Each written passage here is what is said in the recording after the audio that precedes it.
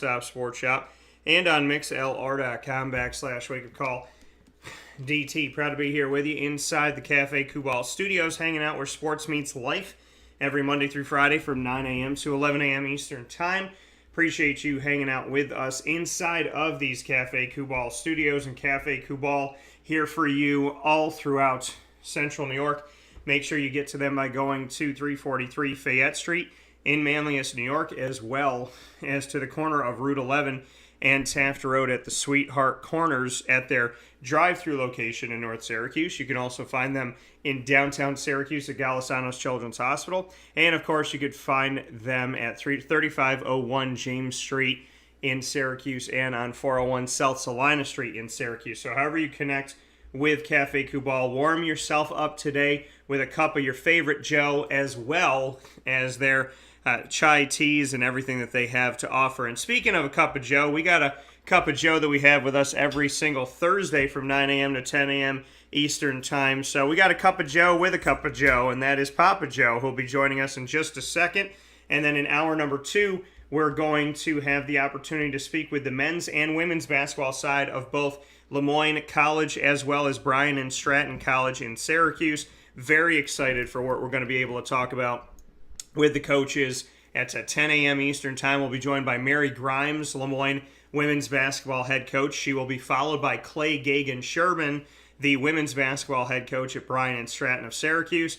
Then Dan Frisina, the men's basketball coach at Bryant and Stratton, will be joining us, followed by rounding out the show with Nate Champion, Moyne College men's basketball coach. So we got a round robin here, having some fun here, speaking with Bryant and Stratton as well as Moyne in hour number 2, with 4 fantastic coaches coming up for you after we speak with Papa Joe about the happenings in the NFL. So we will go from the field to the court today inside of MonPazPopcorn.com's What's Poppin'. And you can get poppin' wherever you are, whether you're in the great sunshine state of Florida, you're up here in New York, or wherever you may be, Pennsylvania, and so on and so forth. You can go to MaandPazPopcorn.com and order your favorite snacks today. And not only do they have kettle corn and traditional popcorn, they have my grandmother's old-fashioned caramel corn that she loves.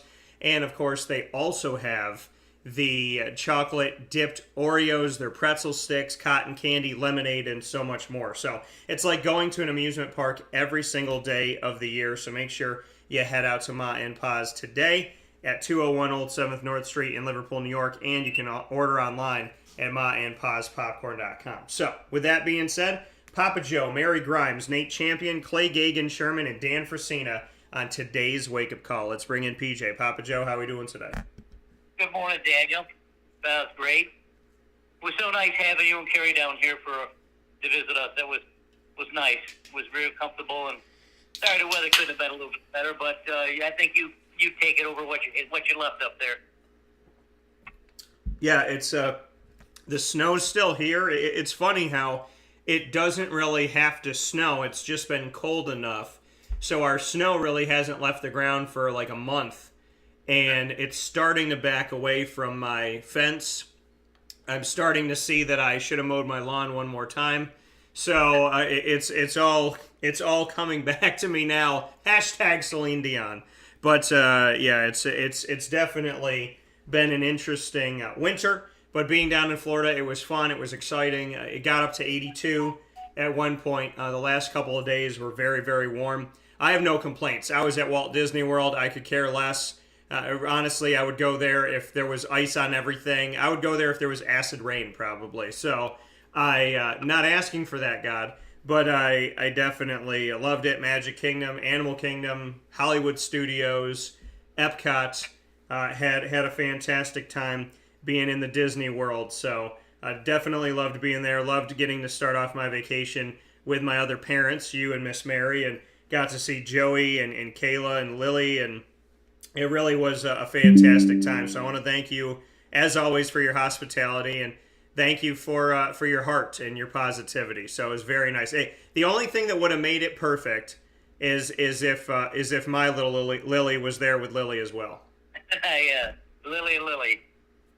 So PJ here with us this morning to speak on the happenings of the NFL, the goings-on of the NFL this morning. And there's a lot of different things to get into here, a lot of stuff to talk about. I'm excited to break down and get into each of these topics as the NFL has continued to move forward. And one of the topics that I didn't have on the docket that we were going to get into, but I'm sure we could speak on here, PJ, is what do you think about what's going on with Deshaun Watson? I mean, this man had off the field issues. There was like 20 some odd alleged lawsuits against him, and he was healthy enough to play allegedly. He did not play. He was a healthy scratch all season long, every single game, all 17 games. The Texans didn't make the playoffs.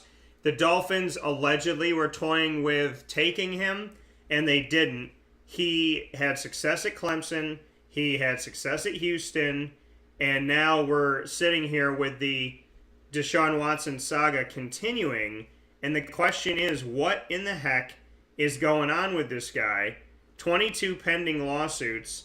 And we're just sitting here waiting, trying to understand what is going on. Now, a grand jury is trying to complete its work regarding the pending complaints against Deshaun Watson if he in fact is indicted on one or more felony charges. A trade becomes much harder for any team to accomplish.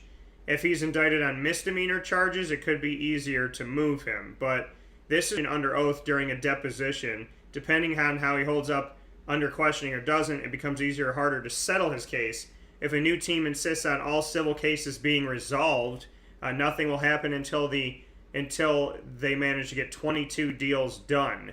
So that's potentially what we're looking at here, and it's crazy. So he was paid $10 million last year not to play, and in 2022, the Texans will have to pay him $35 million if he's on the roster this season and does not play. What are your thoughts? Yeah. Well, he's obviously up against it, and I think obviously it's because of his own doings. You're in a multi-billion-dollar business with the NFL, and there's not an owner out there, a head coach or offensive coordinator or quarterback coach that's going to take a chance on this guy. It's not going to happen. I don't care if he's exonerated. 22, a couple, three ladies maybe you can dismiss, but a couple of dozen? No, Deshaun, you dip too many places, buddy. You're in a real pickle. So, with that being said, what does he do? I guess he sits back and takes his money. But Houston's really has a terrible situation. They can't trade the guy because who's going to pay a guy $35 million to sit, and he's also being indicted? That's not going to happen. Now, does the kid retire? Possibly, maybe. You've got Lovie Smith there as the coach now, who I don't think much is of a head coach anymore. I don't know if he can reason with him or not, but Deshaun's in a real problem, and there's not going to be any team out there that wants to take a chance on him. Yeah, there was a lot of blowhard stuff last year, this last season, where he was going to be traded here or be traded here. No, not going to happen. Especially Miami. No, not going to happen. The best thing for Deshaun to do, if it's possible, I don't know what his makeup is. He seems like a very personable young man, a handsome young man. But if he wants to address his things head on, he better get with his attorneys and say, listen, I can't keep doing this. I got to say something. So, if the defense attorneys are going to say, well, what are you going to say? And he says, well, hell, I'm guilty, for Christ's sake. I said, I'll get up. I'll face the music. I'll tell the world. I'll tell the NFL audience why I did it, what I did, where I did it. I got to do this. I got to play football. Maybe someone will pick me up. It may be. That's a double-edged sword. You either stay quiet and get paid, or you don't stay quiet and get paid. I don't know. I don't know if there's some kind of clause in this contract that's going to prevent Houston from paying him. There's got to be some kind of clause in there. But he got his $10 million, apparently, I understand, but I'm not sure about the second $35 million. This is a terrible situation. The black eye for the football, the black eye for the black quarterback, too, which is not – there's not too many of them in the league, and this is awful news. Yeah, and it does. I mean, it creates this very uniquely unfortunate world, and obviously if there is misconduct, if there was something that was wrong, if these allegations are true. See, here's the thing in today's society. You're guilty until proven innocent. And everybody thinks you're guilty. I shouldn't say everybody, but there's people that think you're guilty. Somebody says something about you and everybody's on Twitter going, oh my God, oh my God, oh my God. And you don't even know. And then if it was you, you'd be like, whoa, whoa, whoa, whoa, whoa. And that's the thing I try to remind people of all the time. If you were the one being accused of something, you wouldn't want people to automatically think you're guilty. So you probably shouldn't be going online automatically thinking other people guilty if you wouldn't want it done to yourself. Now, in his case, we don't know. We don't know how much of this is true. Unfortunately, in the world that he lives in, he has to be very smart about things. He is a public figure. He is an entertainer. There are people that are advantageous. There are people that I'm sure want to get money from him. There are people that I'm sure want to get notoriety from him. There are people that I'm sure just want to be a part of it. And that's the unfortunate of it all. So in the world that we live in today, I am concerned of, how much of this is true and how much of it is not true. And let's say 6 of them are true, but 16 aren't. Do those 16 women come out and apologize and say, hey, we were just advantageous? Hey, we were just trying to get a little bit of money? They're not going to do that. So it's just, to me, obviously the situation is bad.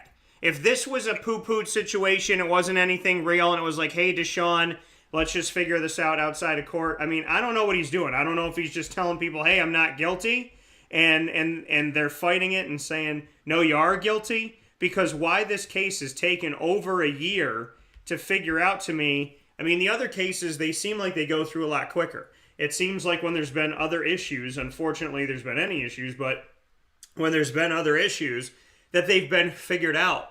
I mean, in the Ray Rice situation, the NFL dropped the ball. That was the NFL's fault. But in this situation of Deshaun Watson, we found out a long time ago that Deshaun Watson had these lawsuits against him.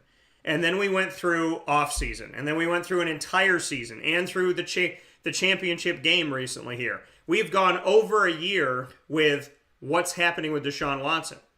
And there's got to be something else to this story. There has to be more to it. There has to be something that is holding everything up, because it's taking way too long to figure this thing out, and nobody's taking a chance on him. So I feel like the situation is worse than maybe we think it is. You're right, Daniel. There's no easy way out of it either. I think that he's tried to settle some lawsuits. Now, right there, if you're listening to the verbiage that's going on, if he's trying to settle some of these lawsuits, that means he's guilty. I mean, if he didn't want to do this, he wouldn't have to do it. I don't know what the terms are, but he could lose several $1 million because he's settling these things. It's not a win for Deshaun at all. If he's exonerated, he's always going to have that black mark on him. If he's guilty, it's going to be even worse for him. I feel bad for him because I followed him. I found that he's a really nice man. Obviously, he's too nice. So we'll see where it goes. I'm not sure that any news coming out of that camp is going to be good. I'm not going to want to hear it. So I'm going to sort of shove it in the background anyway. All I know is that Houston plays Jacksonville in the division we're in, and that's the only thing I'm going to look at. That coming here from Papa Joe, here with us every single Thursday morning from 9 a.m. to 10 a.m. Eastern Time, here inside a Wake Up Call with Dan Tortora in the Cafe Kubal studio. So Papa Joe hanging out with us where sports meets life. We're talking about the happenings in the NFL. We started the conversation off with Deshaun Watson. We're going to continue the conversation at the quarterback position and head off to Joe Burrow. Now, Joe Burrow, we saw some limping going on with both of these quarterbacks in the game, Matt Stafford and Joe Burrow. And the information has come out that Burrow had a sprain in the game, an MCL sprain that he suffered in the NFL's championship game that just happened this past week, this past Sunday. And so had a sprain in the game, but still was able to continue to play. He will not need surgery to repair a right knee injury that he suffered during the big game. Bengals head coach Zach Taylor said he will simply need rest after he aggravated a sprained MCL in his right knee. He stayed in the game despite limping off the field in the second half of the game, as I had mentioned before. And so, just looking at this, and I know and nobody's trying to make any excuses, but you got two quarterbacks that weren't 100%, and yet they stayed out there and did their thing. Matt Stafford put it on the money at the end of the game to Cooper Kupp, and Joe Burrow did a lot of good things here too.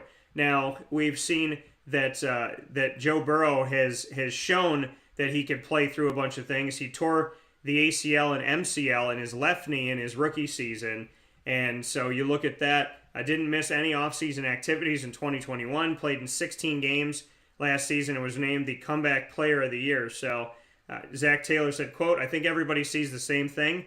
Everyone who's on the Zoom, our coaching staff, our players, people around the league, they have a tremendous amount of respect for the job that he's done and the way he's gone about it," end quote. Your thoughts, Papa Joe, that he played at least half the game with a sprained MCL and they only lost by 3? Well, Joe Burrow's the real deal.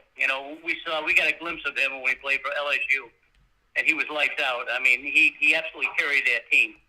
And, everyone's apprehensive when you're a rookie quarterback in the NFL, but he has lived up to his expectations. I mean, he is the real deal. There's nothing more I can say. I mean, he went past what he should have been doing on the field. I mean, you could tell he was hurting. And look, when you got 1,000 pounds of beef coming at you, and you're 6'3", 215 pounds, you're going to get hurt. I mean, he was sacked 7 or 8 times, and he got off.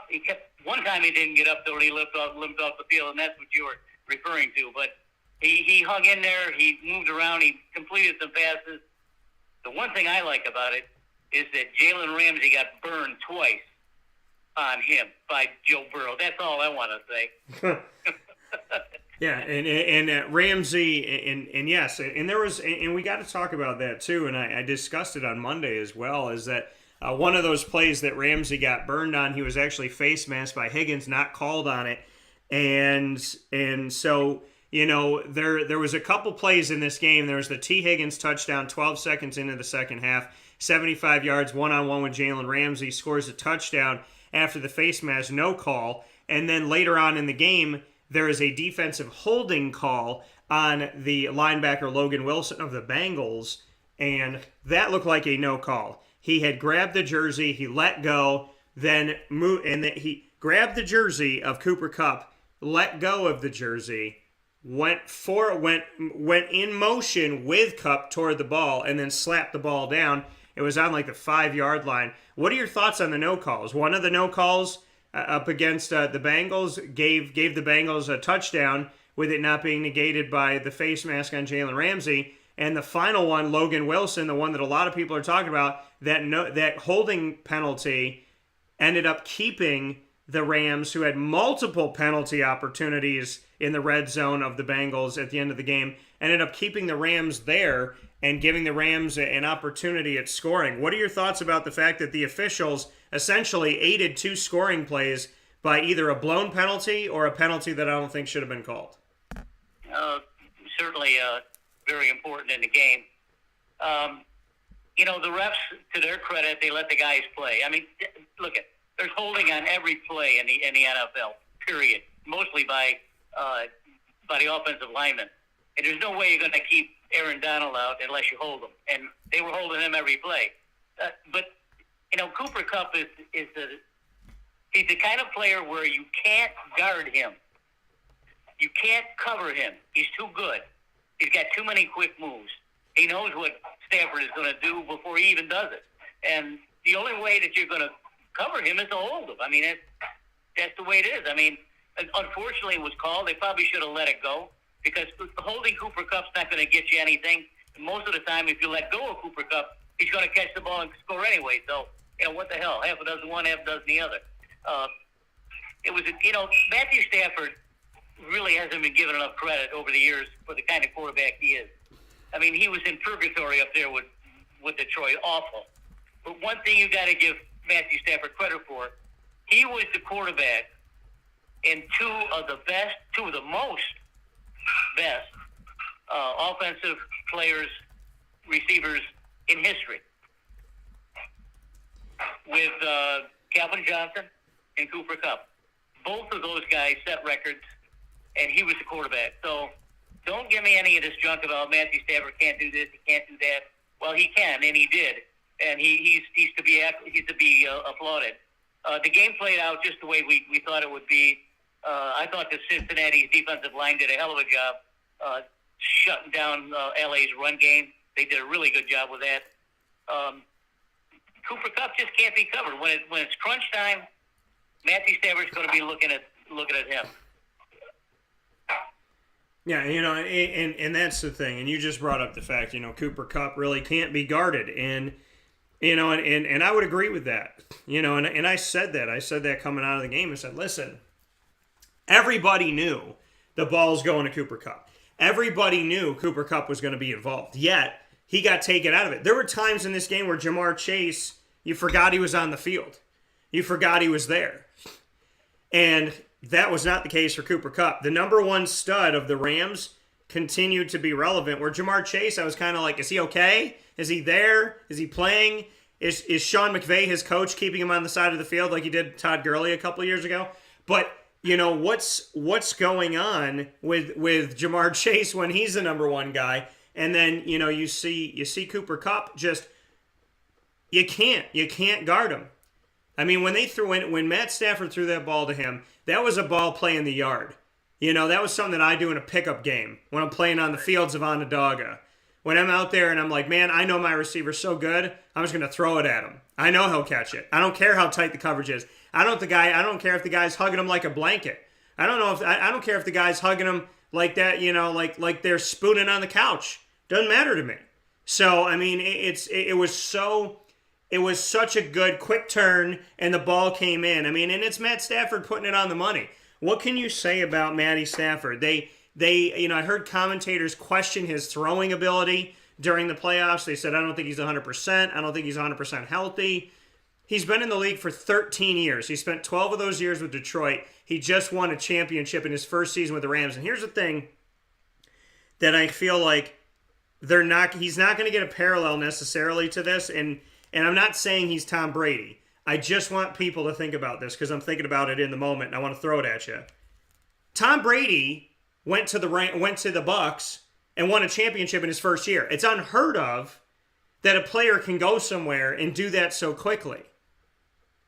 Matt Stafford went to the Rams and won a championship in his first year. Should we not at least acknowledge the fact that him and Tom Brady are a part of a very small group of quarterbacks that can go to a team and in their first season connect with everybody and win a championship? I feel like it needs to be stated that Matt did what Tom did in the sense of going to a new team, a new coach, a new franchise, a new city, and he won immediately. Well, Sean McVay knew what he was getting. He was so excited to talk to Matthew Stafford about coming to L.A. that he was beside himself. And then all of a sudden he's got him. And what does he do? He sets his offense up at him. It's wonderful to see. I hate to harp on this again, but I love to see Jamar Chase beat Jalen Ramsey. I loved it. I mean, Chase made a great catch, but still, he was past Nolan. He was by him. He was by Ramsey. He was by Ramsey, and he caught it. I wish he stayed on his feet to score a touchdown. Ramsey's looking around. Oh, what happened? Look, where's my coverage? Where's my backup? No. Jalen Ramsey's been overrated for years, so the hell with it. The game played out the way we thought it would. Los Angeles' defensive line, they're awesome. I mean, they're ragging on Joe Burrow's offensive line. Hey, they did the best they could against one of the best players in history, I think. And after reviewing the game and looking at the game and talking to everyone and trying to come up with your own analogies, you got Matthew Stafford, Cooper Kupp, and Aaron Donald. All three of them probably could have got an MVP. But when you're reviewing something like that, they always seem to think of the offensive player first. I mean, Matthew Stafford certainly could have been offensive player in the game. Cooper Kupp deserved it. But frankly, Aaron Donald really deserved it. Aaron Donald should have got the MVP in that game because he was he was in Joe Burrow's lap the whole game. Yeah. If he didn't do what he was doing, Joe Burrow goes for 300 yards and Cincinnati wins the game. So, I love Cooper Kupp. I think he's a great addition to that. He's a wonderful receiver and a very humble young man. Chung and Bay did a great job putting the Rams together. But if you're talking to a football person, Aaron Donald is the man. Well, and that's the thing. Aaron Donald, I mean, at the end of all that, he's the guy that was there, and he's the guy that was, Cooper Kupp's been there for a while, building himself up. Aaron Donald's been there for a while, building himself up.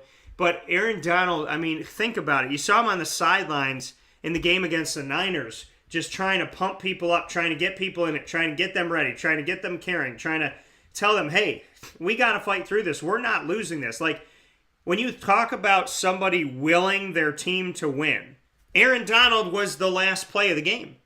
Aaron Donald was the guy that went and ran and wrapped up Joe Burrow and forced him to throw the ball in the air on 4th and 1. He's the one that ended the game. It was so fitting that it was Aaron Donald. It was the Disney music when they ask him, what are you doing now that you won a championship? And they say, I'm going to Disney World. That's the play you have. Aaron Donald galloping off the field, smiling, screaming, and looking up into the crowd. That's the Disney play. Because Aaron Donald, folks, when this team didn't have the quarterback, and they had the running back woes, and they had the question marks, and they were trying to figure out who's the number one guy, and Cooper Kupp hadn't risen up yet to where he's risen up to today. When all those, and they didn't have Jalen Ramsey, they didn't have Von Miller, when all that stuff was going on, Aaron Donald was there. Aaron Donald went through the trenches. He went through those moments. He went through the frustration. He went through seeing the Seattle Seahawks win the division of the NFC West. So when this team wins, yeah, I feel good for Matt Stafford. 12 seasons in Detroit in the dungeon. Yeah, I feel good for Von Miller up and down in Denver. Yeah, I feel good for Odell Beckham Jr. all over the place, up and down with the Giants, really not relevant with the Browns. But the person that in Cooper Kupp, Mr. No Stars, Mr. Not Highly Recruited, Mr. Went to Eastern Washington. By the way, you can get Eastern Washington gear if it's still available. GoEags.com. GoEags.com for his alma mater. But the one that I really sit here and I say, man, that guy went through it all. He knows what it's like to feel beaten as a Ram on the Rams, wearing that helmet, just bruise after bruise after bruise after bruise, is Aaron Donald. So for him to not only get a championship, because so many guys in his position never got one, for him to get a championship, for him to hoist that trophy, and for him to be part of the last play that decided that the game was ending, couldn't have been a more fitting way to carry it off into the sunset. That Aaron Donald went through all of this, and he was the one that got to put the exclamation point on the game and say, no, Cincinnati, this is mine. True, very true, very well said. One thing we lose track of at the end of the game there, I think it was when LA had the ball, it was something like a 14-play drive, 79 yards, ridiculously long numbers. But Matthew Stafford hung in there, made the throws he had to make, and won the game. So eventually we're going to be able to see Joe Burrow do those kind of things too. Joe Burrow reminds me a lot of Joe Montana. He doesn't run very fast. He doesn't have the best arm, but he's smart. Joe Burrow showed me more in one quarterback than Trevor Lawrence has last year for me. That's how good I thought Joe Burrow played. And we've said this before. We want our quarterback, Trevor Lawrence, to be just where Joe Burrow was in his second year. And Joe Burrow didn't even play his first year. Not even a lot, So, hats off to Joe. We're going to see him again. Cincinnati had a fair season. They were 10-7. Let's face it. They played well during the stretch where they needed to. And they got in the Super Bowl and almost won it. It would have been a monumental upset, but still, it was fun to watch. Daniel, and don't even ask me. I didn't watch the halftime show. Okay, I didn't watch. Okay. So it was a good game, very entertaining, and to see the best team win was the way it should have been. Well, and all I got to say is I like Dr. Dre, and there's some good Eminem stuff out there, and Kendrick Lamar I'm a fan of. So, looking at, before we take our first step aside here on Wake Up Call with Dan Tortora, inside the Cafe Kubal Studios, chilling with our cup of Joe with Papa Joe every Thursday from 9 a.m. to 10 a.m. Eastern Time. I want to get to one other thing with the Bengals before we take a step aside, and that is the fact that the Bengals have rewarded their young head coach, who's 38 years young, Zach Taylor, and his contract is now going to run through the 2026 season. Now, originally, his 4-year deal that started in 2019 was supposed to be ending after this upcoming season of 2022-23. He's now been extended through the 2026 season, which makes me believe that based on stating that it's 2026-27 is when his new deal is now going through. So he's adding a few more years to this. And he said, quote, it really isn't about me. This is about all the people in this building who are working toward a really solid future for all of us. And so I'm excited for everybody. I certainly feel like the future is bright. There's a lot to build on. End quote. Now, looking at this, the Bengals not only got to the championship game for the first time since 1989, this was their first playoff win in 31 years. Remember Marvin Lewis brought the team to the playoffs over and over and over again, and he never won? It was get there but don't get there, 7-9 but don't get there, 8-8 but don't get there, and that consistency. You know, what can Marvin Lewis hang his hat on? Hey, we're a playoff team almost every year. Yeah, but you never win a game. 31 seasons, over 3 decades. And it's not that they didn't make the playoffs. You would think if they don't have a playoff win in 31 years, you would think they never made it. No, they made it. They just didn't win. And they go from that abysmal statistic to going into the championship game. Now, here's the thing that's kind of funny, though. Zach Taylor is 16-32-1 as the head coach of the Bengals. Now, people might not think that because you look at, they just went to the championship game. They just went to the highest form of football, and they went to the biggest stage in America for football, in the world, arguably. And yet, here we sit, knowing that his record, he has twice as many losses as he has wins because they've been winning more recently. Now, Bengals president Mike Brown said in a statement, quote, Zach has come into the league and worked to develop the foundations for a winning program that can be successful over time. The fruits of Zach's efforts were seen this year, and Zach is well regarded by our players and coaches. I know the effort and passion Zach brings to the building and to our team, and I am pleased by his approach. I think the city of Cincinnati sees him the way the players and I do. He's brought excitement to the town and deserves credit and recognition for that. So looking at that, this is where we are. Now, in his first season, they went 2-14, the worst record in the NFL, and tied for the worst record in franchise history. However, it helped them get Joe Burrow. So remember that, folks. Zach Taylor's worst was the season where they got Joe Burrow after that. So looking at that and seeing where they are, he said, quote, every year you have to have that same urgency.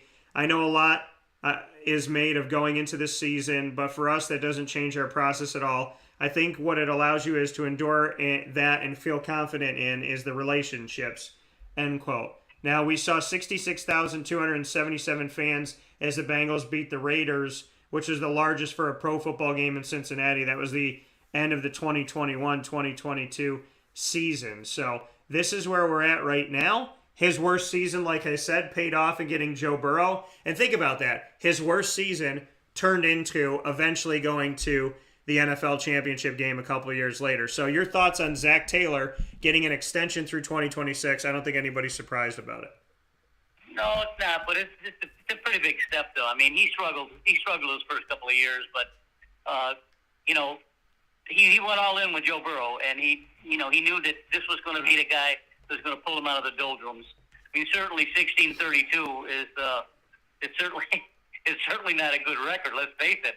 But there's light at the end of the tunnel. That's what Paul Brown was looking at. And he decided that he wanted to give his young quarterback or a young coach a raise, and he did. And I don't think that's going to surprise the Cincinnati Bengals, that's for sure. Now, what Mr. Brown has to do with his GM and his football people is to come up with some players that will augment Joe Burrow, specifically the offensive line. Now, people ragged on the Cincinnati offensive line because they couldn't protect Joe Burrow. Joe Burrow was sacked more than any quarterback this list last year, period. Anyone. Now, the offensive line isn't that bad. They're not that good. And certainly when you're playing against someone like Aaron Donald with his crew, it makes you look even worse. So if I'm Zach Taylor and I'm Mr. Brown and everyone, I think I'm going to be looking at some offensive linemen to really – he needs a good left tackle to watch over Joe Burrow. He's going to have to get some beefy guys because the rest of the league is going to catch up to him. But one thing that the rest of the league knows, that even if they do come at Joe Burrow, he's still going to hang in there. Yeah, and that's the thing, and we were just discussing that with Greg, Cincinnati not having a great offensive line and Joe Burrow getting the team to a championship game says a lot about Joe Burrow. Also has to say a lot about the defense. People don't talk about Cincinnati's defense, and they came to play. They came to push. They got an interception. It's not easy to get an interception, let alone get an interception where the receiver bobbles the ball and you just take it in the air. So, Cincinnati's done a lot that they don't get commended for when it comes to their defensive play, and that's because everybody's focused on Joe Burrow. So I do want to give them credit where credit's due. We'll take a step aside for a fast break. We'll come back momentarily as we get set here to speak on a few more things happening in the NFL before we jump to the court in the second half of this show on Wake Up Call with Dan Tortora with the Moyne Dolphins and the Bryant and Stratton Syracuse Bobcats. That's all coming up where sports meets life here on Wake Up Call with Dan Tortora. We appreciate you being here with us inside of the Cafe Kubal studios, and always thank you for all the positives that you bring to the show and to life in general. So stay with us. We'll be back right after this fast break.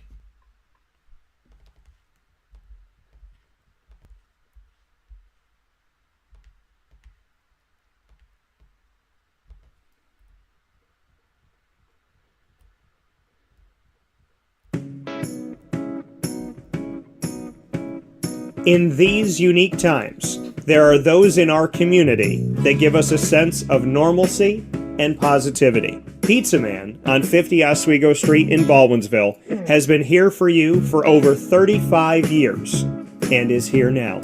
Call 315-638-1234 or order online at pizzamanbville.com to bring those familiar tastes into your home. And remember to come see our monthly on-site broadcasts centered around the community and our Baldwinsville beats. Pizza Man in Baldwinsville. Any way you slice it, they are always here for you.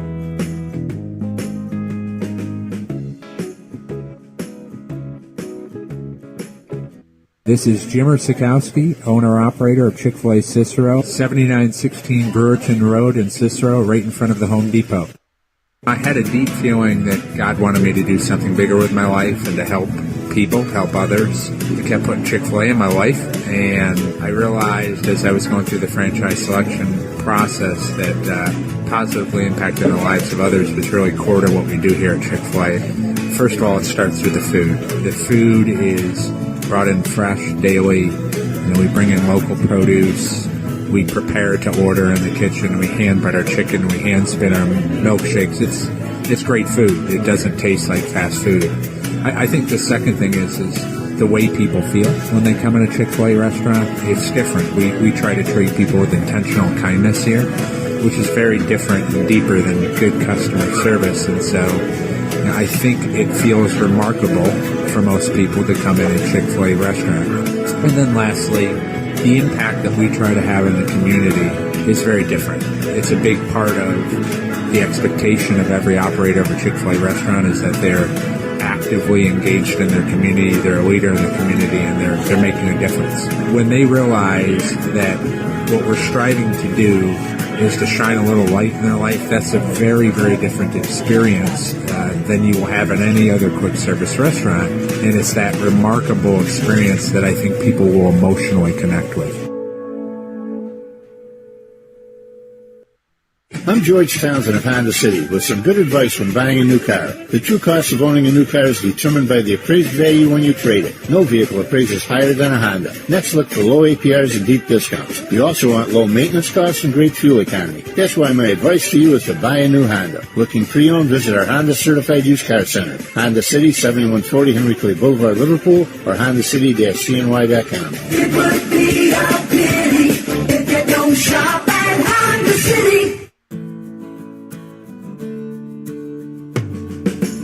Our corporate purpose at Chick-fil-A is to glorify God by being faithful stewards of all that's entrusted to us and to positively influence all those who come in contact with Chick-fil-A. And what became increasingly clear from our success in Cicero is that people love Chick-fil-A. And also I think we recognized that, we had a great opportunity to grow the brand and grow our platform. I felt incredibly grateful when I was selected to be a Chick-fil-A operator.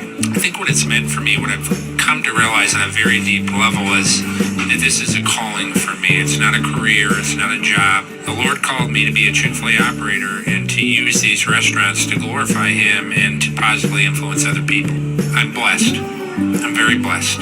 Head to Chick-fil-A Clay on 3974 State Route 31 in Liverpool, New York.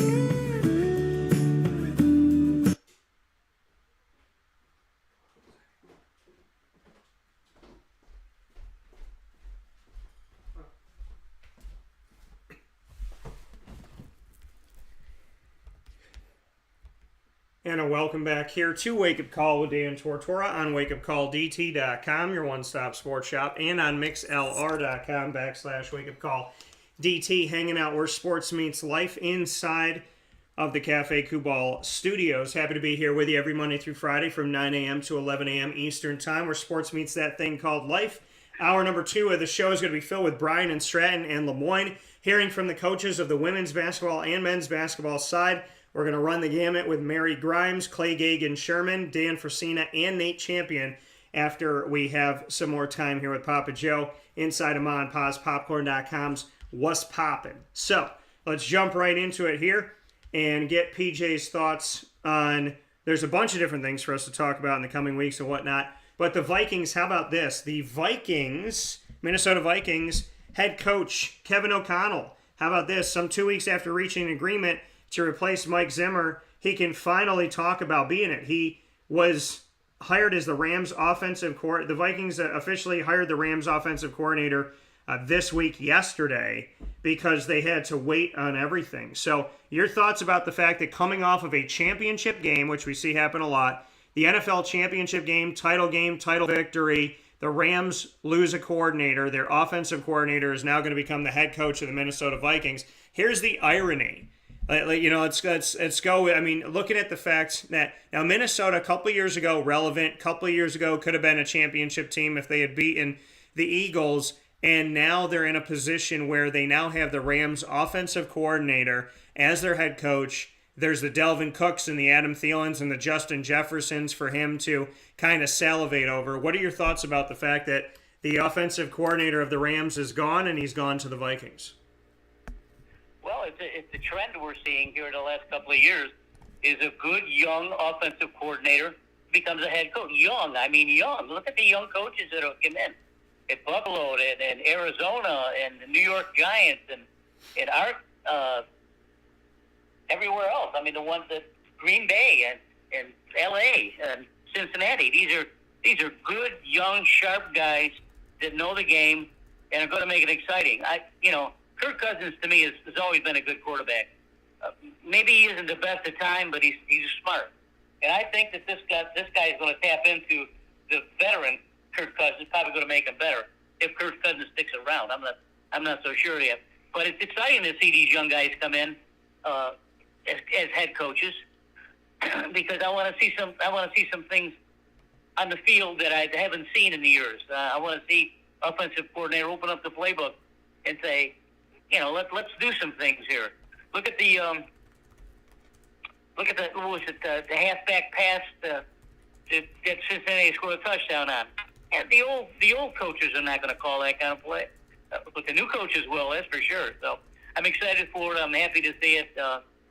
All I know is that so many young coaches have to deal with older players, and you really got to have them buy into them. And obviously, the first one that I think about is Aaron Rodgers, and with his coach. Aaron Rodgers is a diva, and he's a pain in the ass, but he's a hell of a quarterback. He won his 4th MVP award. Amazing. The guy's just as good as Tom Brady, if not better, and Drew Brees. These guys, Ben Roethlisberger. But Rodgers thought about it, And he says, this guy knows what he's talking about, and I'm going to ride with him. And that's what he's done. And they almost got to the Super Bowl. So, these good young coaches coming in, talking with older players and buying into older players and getting the new players behind them. It's a breath of fresh air. I enjoy it.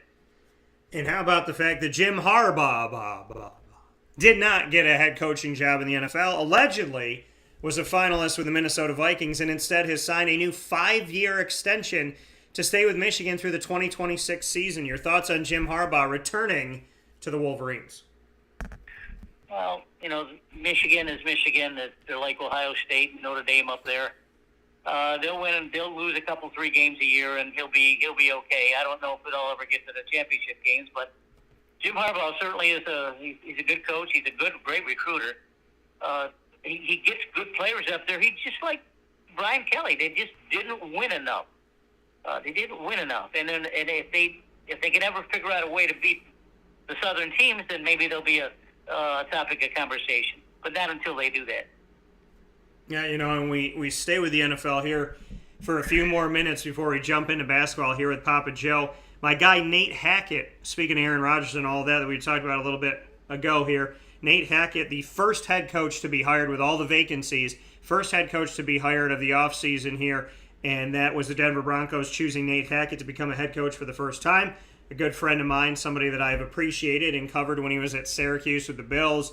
It went from Syracuse to the Buffalo Bills to the Jacksonville Jaguars to the Green Bay Packers. We've stayed in touch, and he has started to put his staff together. Passing game coordinator and quarterbacks coach Clint Kubiak, tight ends coach Jake Moreland, my dude Jake Moreland. Jake Moreland was a guy who was here at Syracuse for a short amount of time. He has a good relationship with Tim Lester. We've gotten to build a relationship over time. Tyrone Wheatley, running backs coach of Syracuse, also a great running back in the NFL and in college, is the running backs coach of the Broncos. Looking at some guys who had some Syracuse ties here, so I'm loving up on that. Dom Capers is going to be a senior defensive assistant. So we're seeing the staff come together. What are your thoughts on Nate Hackett starting to get this staff together? And my second question for you is, do you think Nate Hackett, being the offensive coordinator of the Packers the last few years, do you think that he could somehow get Aaron Rodgers to join him in Denver? No, that's not going to happen.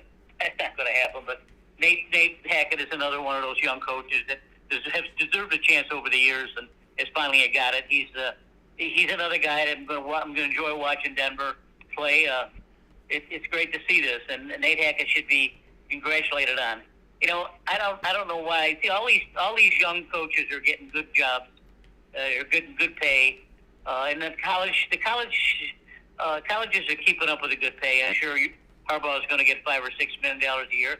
And then we talk about poor little old Syracuse, and you got a coach there who's an average coach, recruits well, but not paid any money. So I don't know where it's going with Syracuse, but I think that if they don't catch up here a little bit, pull their britches up, they're going to get blown out of the water.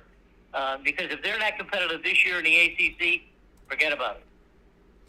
Yeah, Syracuse is in a place where they've historically been known to not pay coaches that well.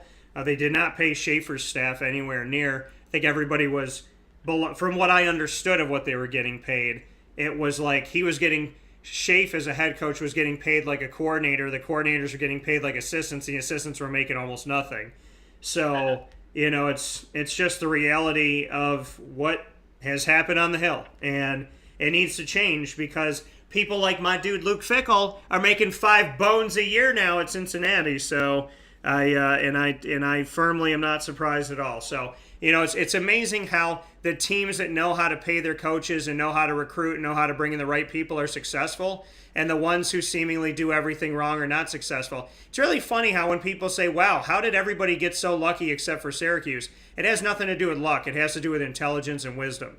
So, do you sometimes misfire in a head coach? Yeah. But when you push out your alumni, ask them for money after you push them out, don't recruit locally, don't build yourself with the community, think you're all that, have a giant ego, and don't pay people the proper money that they're worth, and you reward mediocrity or below mediocrity, you get what you get. There really is no secret sauce to understanding the fact that Syracuse has not been successful because they've chosen not to be.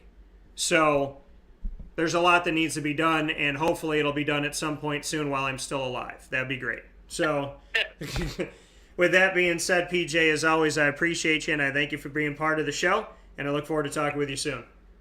Okay, see you later. Bye. Take care. That coming from Papa Joe here on Wake Up Call with Dan Tortora, where sports meets that thing called life. We'll take a quick step aside on the broadcast of Wake Up Call with Dan Tortora, and when we come back, very excited about the opportunity to jump from the field to the court, as Mary Grimes will be the first to join us here on Wake Up Call with Dan Tortora, speaking on the Moyne College Dolphins women's basketball team as they move forward and have a little bit more of a regular season and hopping into the postseason. Very excited. Mary Grimes' first season as a head coach and first season as a head coach in Moyne has been incredibly exciting, and I can't wait to talk with her about it.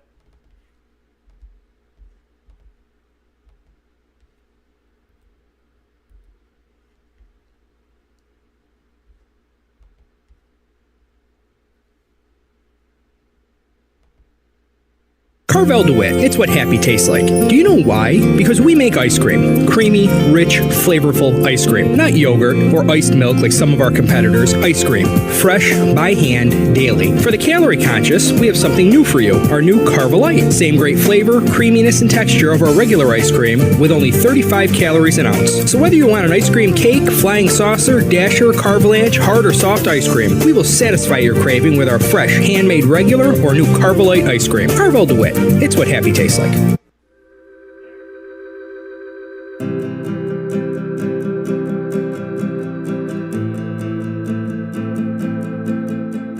Cafe Kubal offers same-day local delivery of our products, offering no delivery charge for Onondaga County. Shop cafekubal.com for fresh roasted coffee beans, cold brew, travel mugs, and all your essential Cafe Kubal needs. Cafe Kubal, coffee for the soul.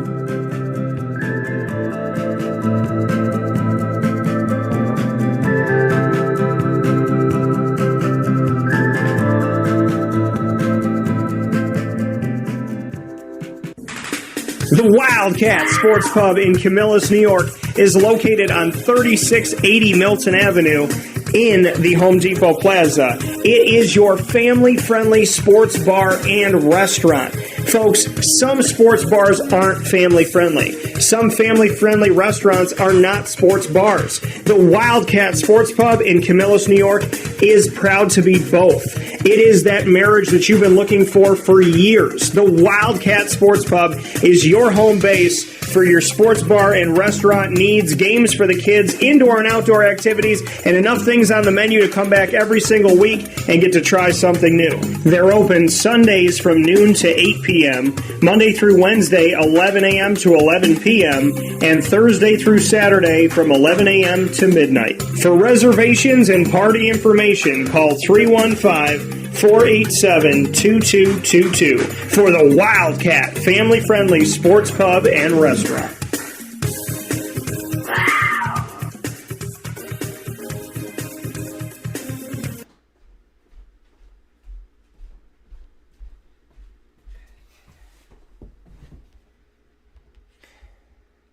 And a welcome back here to Wake Up Call with Dan Tortora, where sports meets that thing called life inside of the Cafe Kubal studios. We are here in hour number 2, and we have an opportunity to run the gamut here with men's and women's college basketball. So excited about the opportunity we have to hang out with some amazing coaches here this afternoon, or this morning, I should say. We're going to start things off with Miss Mary Grimes of the Moyne College Dolphins women's basketball team. Very successful in her first season as a head coach and first season as Moyne's head coach. So let's bring her in for one of my favorite things that I ever get to hear in my daily life. Whenever I get this opportunity, I take it. I said I'm going to make it a ringtone. So let's bring her in. Mary, how we doing?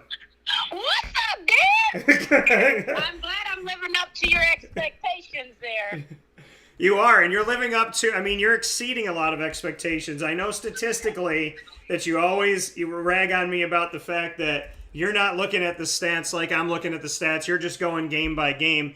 But congratulations on your victory last night, last home game for the regular season at Ted Grant Court here in Syracuse, New York, for Moyne's women's basketball team up against American International getting the victory for the team and putting yourselves in a position where you are now currently 16-5 overall in your first season as head coach with this team. 16-5, 11-1 taking care of Ted Grant Court at home, 5-4 on the road, and in conference 14-4. I know when I tell you these things, you always tell me you didn't know them, but Miss Grimes, these are fantastic records, especially for a first-time head coach here. So I'm going to congratulate you, even though I know you're going to tell me that you should have won all 21 of the games. Right. We should have won all 21, but, kudos to the team. They love playing at home, and obviously it shows with the record. And, I'm really proud of them for the bounce back they had last night. We lost to SNU on Monday, and, they were able to rally and get the W last night. So really proud of them for stepping up, and just all season. Excuse me, we got a lot of ways to go, so just excited for the future. Where does this team need to improve the most? When you got a 16-5 team and a team that was on a 3-game winning streak before losing to SNU on the road and then winning this last one, where are you seeing this team needing the most improvement? How does Lemoyne get better from here? Yeah, win or lose, it's like, okay, what can we tighten up? And I'm always looking for things, that we can tighten up. And our shooting hasn't been great. It was good last night, but we got to continue to improve on that, especially down the stretch. And just, I think offensively, we just got to tighten up some things, whether it's setting better screens or making better passes, because now's the time where those things got to be a lot more sharper than they've been in the past. And so we're going to key on that this weekend when we get back after it in practice. Yeah, and you, after a victory against American International at home yesterday, you gave the team a day today, gave yourself a day today. How important is that for mental health and just, everybody talks about staying physically healthy and this and that, but just how important it is for the mental health, the emotional health, the recharging of the battery, because everybody focuses on, you got to get your body right, but, your mind is the most important thing, because if your mentality is in a negative place, doesn't matter how physically prepared you are. So how important was it for you to say to the young women today, hey, you know what? Take the day today, no practice today. I know you're going to get your hair done. So, how important is taking a mental health day? Yeah, we're actually taking 2 days off because we don't play till next Tuesday. So, I think right now, even without COVID, you got to take a day off. But now, with the postponements and the reschedules, ideally you don't want to play 3 games in 5 days or 3 games in 6 days. So, you have to be a little bit extra mindful of time off for the mental, because you don't normally do that, and COVID's put us in a position where we do things that we don't normally do. So, for me, it's about keeping them fresh and keeping them recharged. The players that are playing are logging a lot of minutes. Are they going to get out of shape in 2 days? I hope not. They'll get their lungs back on Saturday. But, this team is a veteran team, so they understand, even with 2 days off on Saturday, they got to come in and work. And for me, mentally, it's going to be good as well, just to recharge and always being able to give them my best. And shout out to Javonna at Divine Destiny Creations, who's always kept me looking fresh. and that's the thing is, and you and I are both doing something today. We didn't know we were, but we're soul family, I guess, in today's moment of that. You and I are both going to be having some retail therapy, I think. Yes. I got a gift card to Macy's. Everybody's been seeing me walking the sideline with those heels. I got to get some new ones. So. Just kind of have a self day. And let me ask you this, Mary. Because I know that, and I'm saying this because I don't think women get credit enough for this by any stretch of the imagination. High heels defy the laws of gravity. They defy the laws of everything. You got it. Your body is constantly at an angle. You're constantly. And I don't know how I saw Gina go there with 6-inch up and down. I see you do the same thing.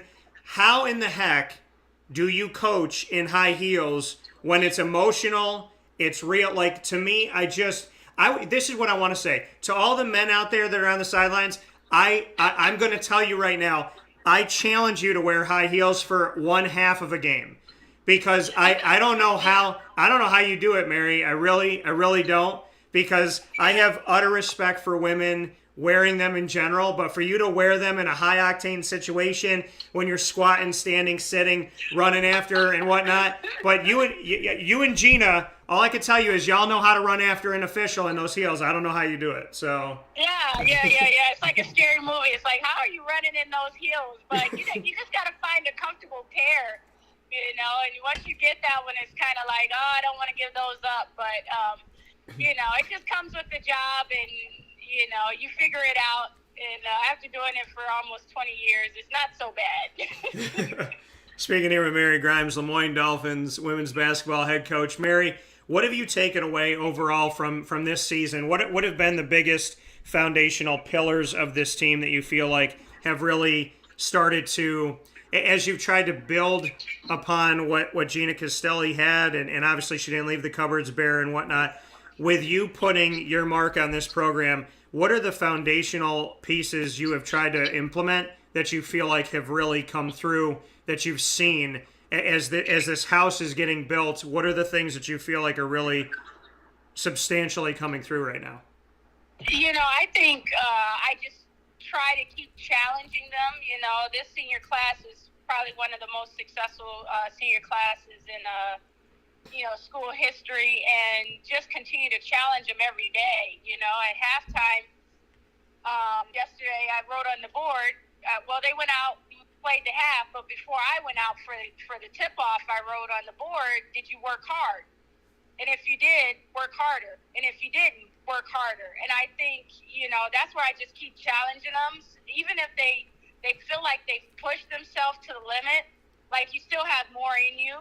And they've just been responding every time I challenge them, and they've been a joy to coach. They're a joy to be around. They're good people. So, it's just really been a pleasure. Some of the little things, like the little nuances of working hard, they already understand. And, it's just setting more goals and crushing them.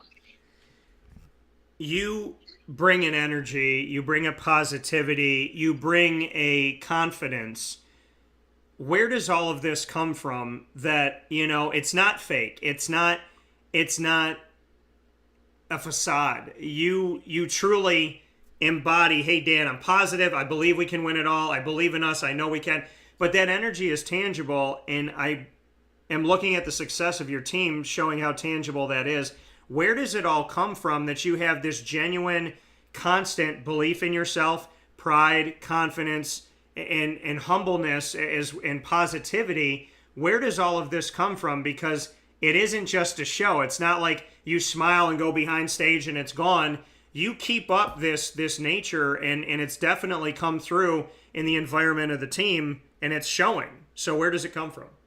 I mean, it's probably because I'm the baby of the family. I'm the baby of 7. So I've always had to fight and kind of wait my turn. But, it just comes from preparation. And, with preparations comes confidence. And, I was the typical girl that no one wanted to let play. And I would just sit there and watch on my side of the fence until one of the guys left, and then they finally invite me over to play. But I'd sit there and I'd watch, and I'd say, I can do that. And, when it came my time, then I showed them, I could hoop too.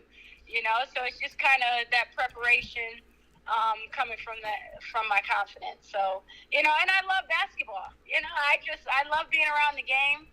I love, how it all comes together. It's like a chess game for me. And so, like, how can I be great, every single time I get out on the court?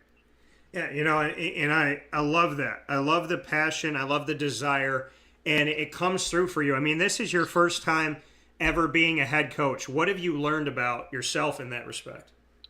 That I'm never satisfied. I kind of knew that before, but even in our win last night, I'm like, we could have been better at this. We could have been better at that. I think, in every aspect of my life, whether I'm being a mom or a coach, it's just like, what did I do and how can we be better? And I think that's what's leading us to success. And, and like I say, I just try to stay in the moment, So, whether we win, lose, like, okay, how can we be better? And I think that's what's gotten us to where we are this far. And it could not be more fitting. Somehow sports always seems to tell its stories well in advance, not even knowing. You don't know it, nobody knows, and then all of a sudden we get to the end of the season or the middle of the season, whatever. In these moments that have already been predetermined, pre-scheduled, they end up being huge moments, and sports always finds a way to set its own stage. And what I mean by that is your final game of the regular season is at Pace. You are in the top of the Southwest Division of the Northeast 10. Right behind you is Pace. You're 14-4. They're 13-4. If they were to win and you weren't to lose, then these records could shift and put ourselves in an interesting position. What can you say about the fact that the final game of the regular season just so happens to pit the top two teams of the Southwest Division of any 10 together between you and Pace? Yeah, thanks a lot, sports. It is funny that sports has its way of doing that, but I feel like, like I was talking about keeping the team present, every game is a big game. We talked about it last night, that was the biggest game of the season because it was our next game. So, I don't put any weight or any pressure on them, on the team than I have to. So it's the same message, so whether it's deciding seeding, deciding anything else, it's the biggest game of the season because it's our next game. So they've constantly heard that message, and, no pressure. We're going to just play loose and play our game and, do what we got to do in the game. I think that's going to be the quote of the week. Thanks a lot, sports. So I think I think that's got to do it. But for Mary Grimes, listen, self-help day, relax, get your hair done, retail therapy, have some fun, enjoy life. Thank you for being the person that you are, the mom that you are, the friend that you are, the coach that you are, because it shines through. And I see more than anything else that people around you are having fun, and that to me is what it's all about. So thank you for bringing that to our community, and thank you for the positivity that you bring at a time where we need it more than ever. Yep. All right. Thanks, Dan. Always nice talking to you, and fins up. Fins up always, and we'll talk very, very soon. Go take care of Pace, and you tell sports what you think about what they did to you, okay? Appreciate you. All right, take care. Bye. That coming from Mary Grimes here on Wake Up Call with Dan Tortora, where sports meets that thing called life. Just awesome. And it's true. I mean, it's 1,000% true that, sports has a funny way of doing what they do the way that they do it. So it's just incredible how sports works itself out to be what it is, and very funny how these things work themselves out. So with that being said, we have Clay Gagan-Sherman on the show, staying with women's basketball here in hour number 2 of Wake Up Call with Dan Tortora, and here with Clay of Bryant and Stratton College, Syracuse, for everything that we get to do, the exclusive multimedia marketing partnership with Bryant and Stratton of Syracuse with the Bobcats. And so excited. We started it on February 1st. We're just a couple weeks into this, a little over a couple weeks into it. And Clay Gagan-Sherman is here with me. He's got his team with double-digit victories this season, and they're getting excited for the postseason as well. So I proudly welcome in Clay as we stay with women's basketball and shift gears to the Bobcats. Clay, how you doing today? Good morning, Dan. I'm doing well. Thanks for having me on, man. I appreciate it. Absolutely, man. And Mary's got her "What's up, Dan?" We're going to have to come up with something for you to say when you come on the show. You need a catchphrase, Clay. We got to work on that. All right, man. I'll do a little homework and see what I can come up with for next time. So, bring me into it, Clay. You're coming off of a game last night. You had Bryant and Stratton of Albany. What happened in the game? What are your thoughts about where the team's currently at this season? I'll just start with the game last night. We took a tough loss, 68-63 versus the Albany team. We just started off a little flat in the first quarter.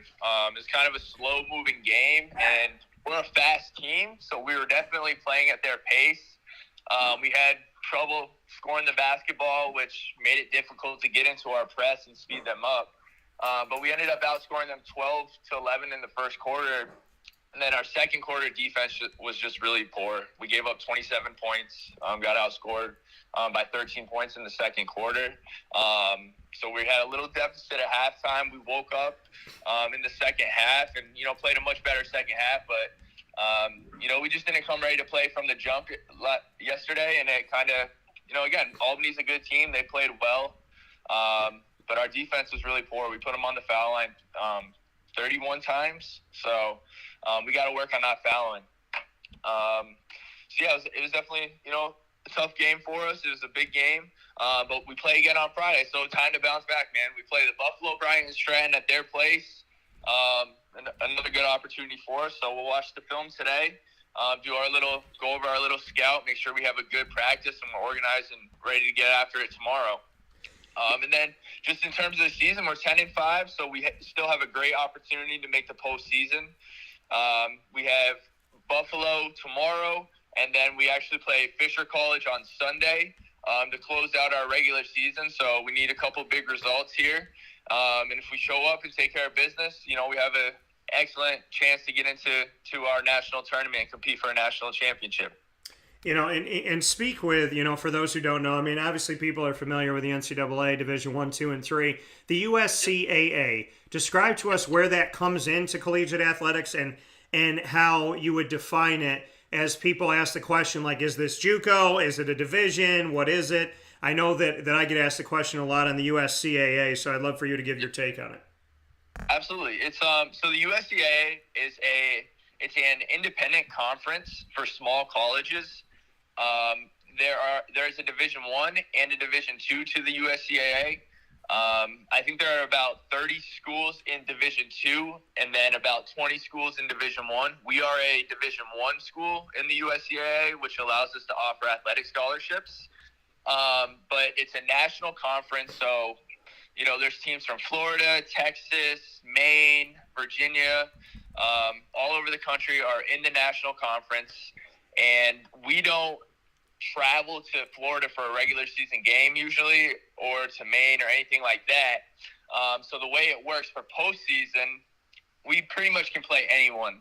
We can play NJCAA schools, we can play NCAA schools, and we really make up our own regular season schedule. And then at the end of the season, there's a selection show. And, throughout the season, there's a coaches poll, and we're basing it off win-loss percentage, strength of schedule, results versus common opponents, and then we come out with our rankings. So at the end of the season, the top 8 teams get an at-large bid to compete in a national tournament. And this year, the national tournament's in Richmond, Virginia, at Virginia State University. But yeah, the USCA, it's an independent conference for small colleges, and again, it's a national conference. And I love looking at this right now, and I'm on, and you can go check it out, folks, going to the USCAA.com. That's the USCAA.com. The coaches poll for Division I men's and women's basketball, Bryant and Stratton, Syracuse is ranked nationally in both. You have been ranked. You've been ranked number 1 this season, and you're currently ranked Bryant and Stratton, Syracuse, women's basketball Division I of the USCAA nationally. You are ranked 6th in the nation.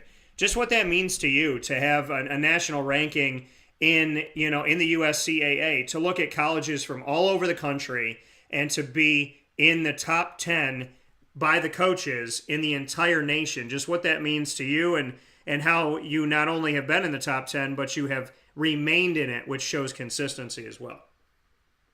It means a lot. I mean, it's definitely the goal for the regular season is to get into that national tournament. So, being able to be consistently ranked in that top 8 is huge for us. And, in 2019, our first season, we got into the tournament with the 8th seed. And, we kind of just snuck in. We started playing really strong late in the season.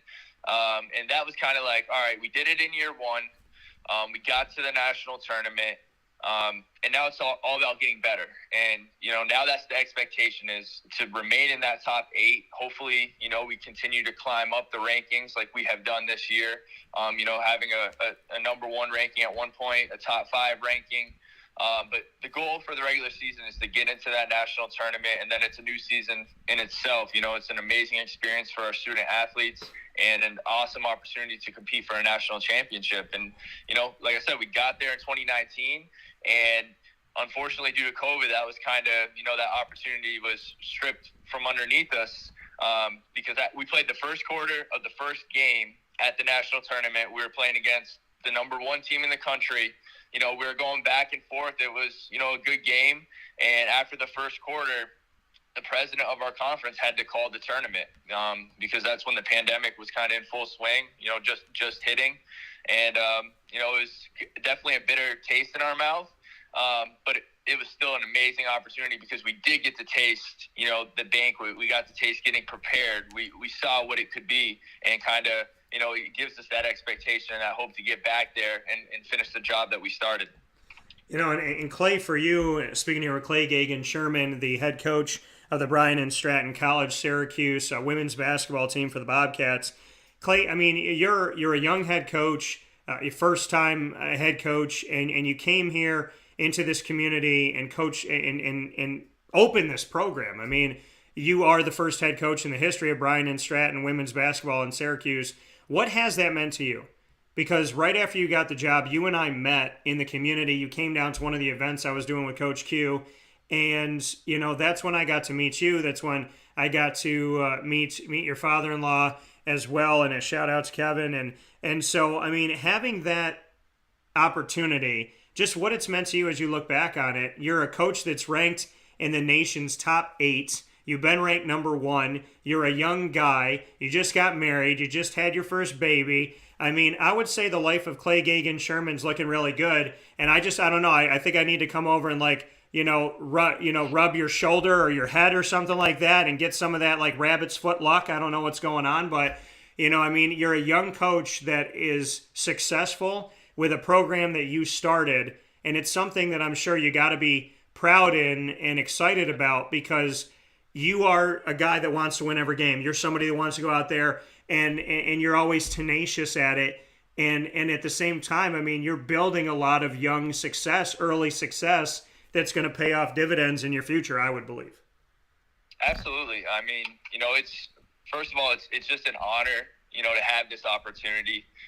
To be a head coach anywhere, especially at Bryant and Stratton, which is, an amazing school, an amazing college that offers, great opportunities for our student athletes. So, it's an honor, and I'm like you said, I'm super proud of, that I had this opportunity. I'm proud of this team. I'm proud of the students that have came through the program and committed to it. I'm proud of, the fact that, we have established success in our young history, and I'm proud of the effort our kids are bringing each and every day to build it and take it to that next level. Because it's been a grind and it's not easy at times. But again, we show up the next day and we look to improve and get better. So it definitely what it means. It means to me outside my family. Like you said, I have an amazing support system. I have the best wife in the world. I have a beautiful daughter. I have just an incredible family, and I'm so grateful and I'm so lucky, and they are my life. And, outside my life or outside my family, this basketball team is who I am. That being a coach at Bryant Stratton College, this is who I am. This is, my joy, my passion. And I'm waking up at 5 a.m. and I'm thinking about what went wrong yesterday, what went well, how do we improve, what the next steps are. So it's really everything to me, to be honest. And it's such an amazing, incredible thing. What have you learned about yourself as a coach, and just how you would describe yourself as a head coach? And did you ever imagine, I guess part 2 to this, did you ever imagine you'd be a head coach this early in your career? Honestly, I was a head coach prior to Bryant Stratton at a high school. I thought my next step would be an assistant coach position. Yeah. But then this opportunity came up, and it was, amazing. But, definitely a little earlier than I anticipated. And then in terms of what I've learned that I always, no matter how much I learn, I always have so much more to learn and so much more to grow. There's always something. And again, it's a learning experience, and I'm just very grateful for the opportunity, and I'm always trying to get better. I think that's something that I really pride myself on. Whether we win or lose, I try to make my team better. I try to tighten things up and go back to the drawing board. But my major lesson is there's always room to grow. No matter how much there's always something else to learn. Coming from Clay Gagan, Sherman 10-5 this season, and looking to wrap things up in the regular season with a couple more games here, get a few more wins, and put themselves in prime footing for the USCAA as we step forward. Clay, as always, I appreciate it. Congratulations on your hard work, dedication, and determination, your positivity, and everything you bring to the table. And I definitely am very proud of it. Speaking of bring it to the table, I'm very excited about our Mother's Cupboard thing we're going to be doing next week. I'm looking forward to it, man. What are we eating? Hey, we're eating something for breakfast. I don't know exactly what I'm going to do yet. I'm working out exactly what I want to throw at us. Okay. I want to give you and Dan as small amount of time as possible so you can't make it at home and prepare. So. Alrighty, sounds good. We'll be ready. I'll make sure I'm coming nice and hungry. All right, sounds good, Clay. Thanks for everything, and say hello to the family, okay? All right, awesome. Thanks, Dan. Appreciate it, man. All right, take care. Take it easy. Bye. That coming from Clay Gagan, Sherman, once again here on Wake Up Call with Dan Tortora, where sports meets that thing called life. We'll take a quick step aside for a fast break. When we spin back around, we'll be joined by Dan Frisina of Bryant and Stratton College, Syracuse as well. Him coming from the men's basketball side of things as their head coach. He'll be up next on Wake Up Call with Dan Tortora as we continue to run the gamut here of men's and women's college basketball in our community. And we appreciate you being here supporting these amazing teams.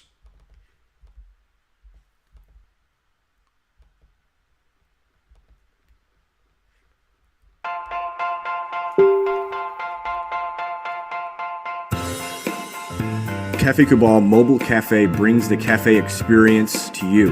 We'll roll out to your neighborhood or office, ready to serve our locally crafted espresso bar to our loyal patrons. Inquire at cafecabal.com. Cafe Cabal, coffee for the soul.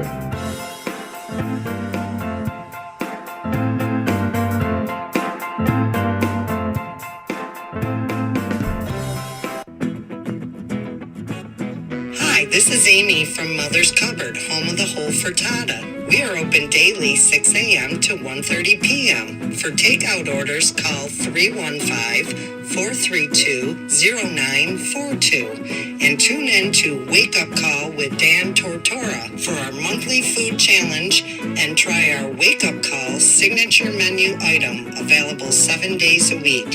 Here at Mother's Cupboard, we are Central New York, and it's our honor to serve you. Ma and Pa's Kettle Corn and Popcorn Factory remind us that every day is worth celebrating. Find them at 201 Old 7th North Street in Liverpool, New York. Open Monday through Saturday in-store and all the time online at maandpaspopcorn.com. Serving our Central New York community and beyond, you can order all throughout the country at maandpaspopcorn.com. And remember to get your tins, which have in-store half-price refills forever. Ma and Pa's Kettle Corn and Popcorn Factory, available to you for fundraising and all of your events by calling 315-450-6272. That's 315-450-6272. Ma and Pa's Kettle Corn and Popcorn Factory. How corny are you?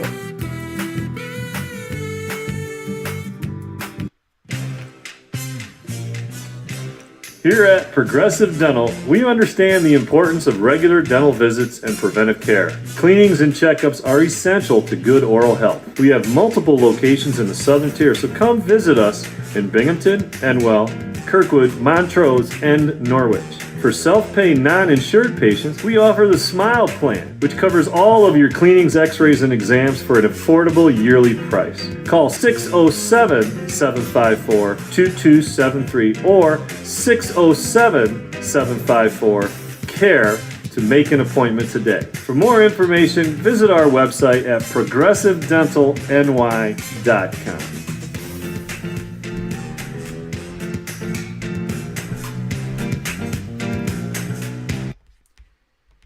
The Millhouse Millhouse Market, located on 3790 New York 13 in Pulaski, New York, is worth the drive every time.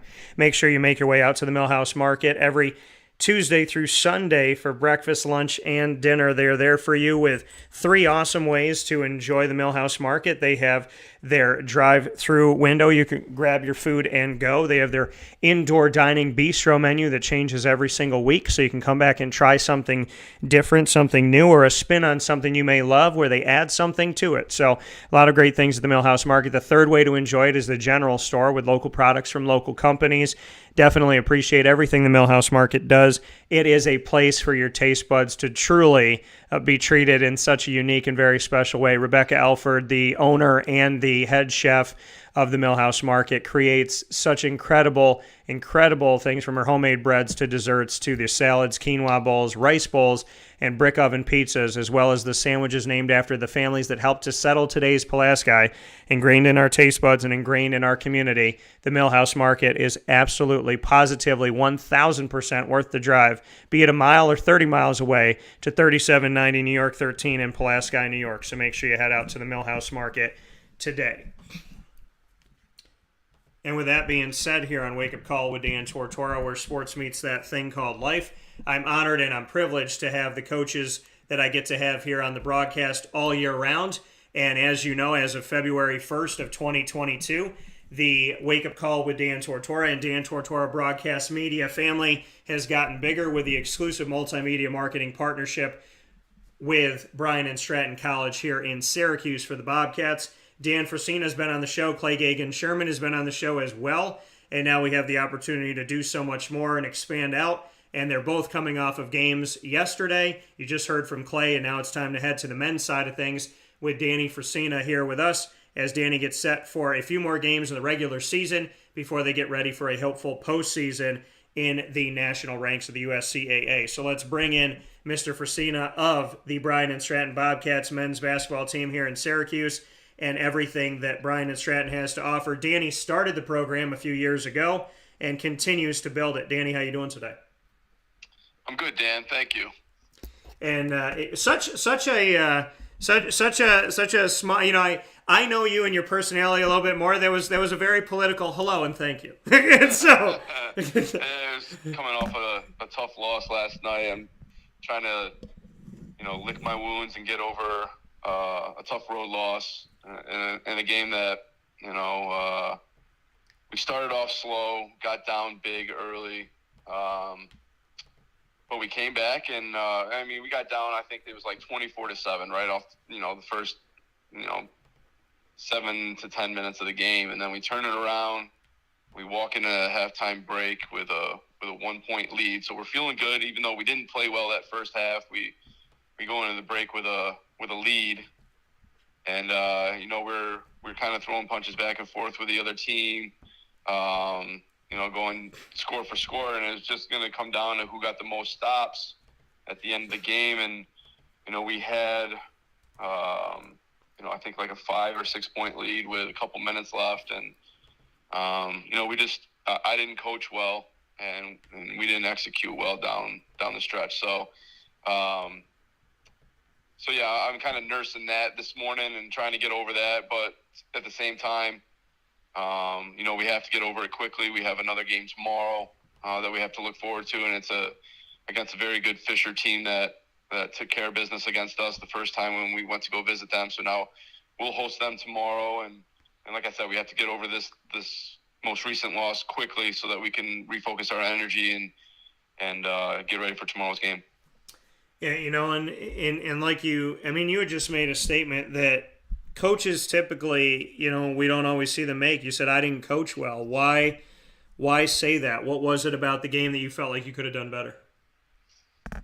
Well, you get pretty emotional after the game, and it's not until you kind of pull yourself away, Oh, we lost Danny here for a second. Let's bring him back here onto the broadcast. And sorry about that, Danny. So what were you saying? It's all good. Yeah, so what I was saying is it's, you get pretty emotional after the game. You don't really see the reasons why you may have lost it until you kind of remove yourself emotionally and start looking at, what actually happened. And, whether it's maybe calling a timeout down the stretch to kind of settle our guys down and get us into something and be a little bit more patient offensively.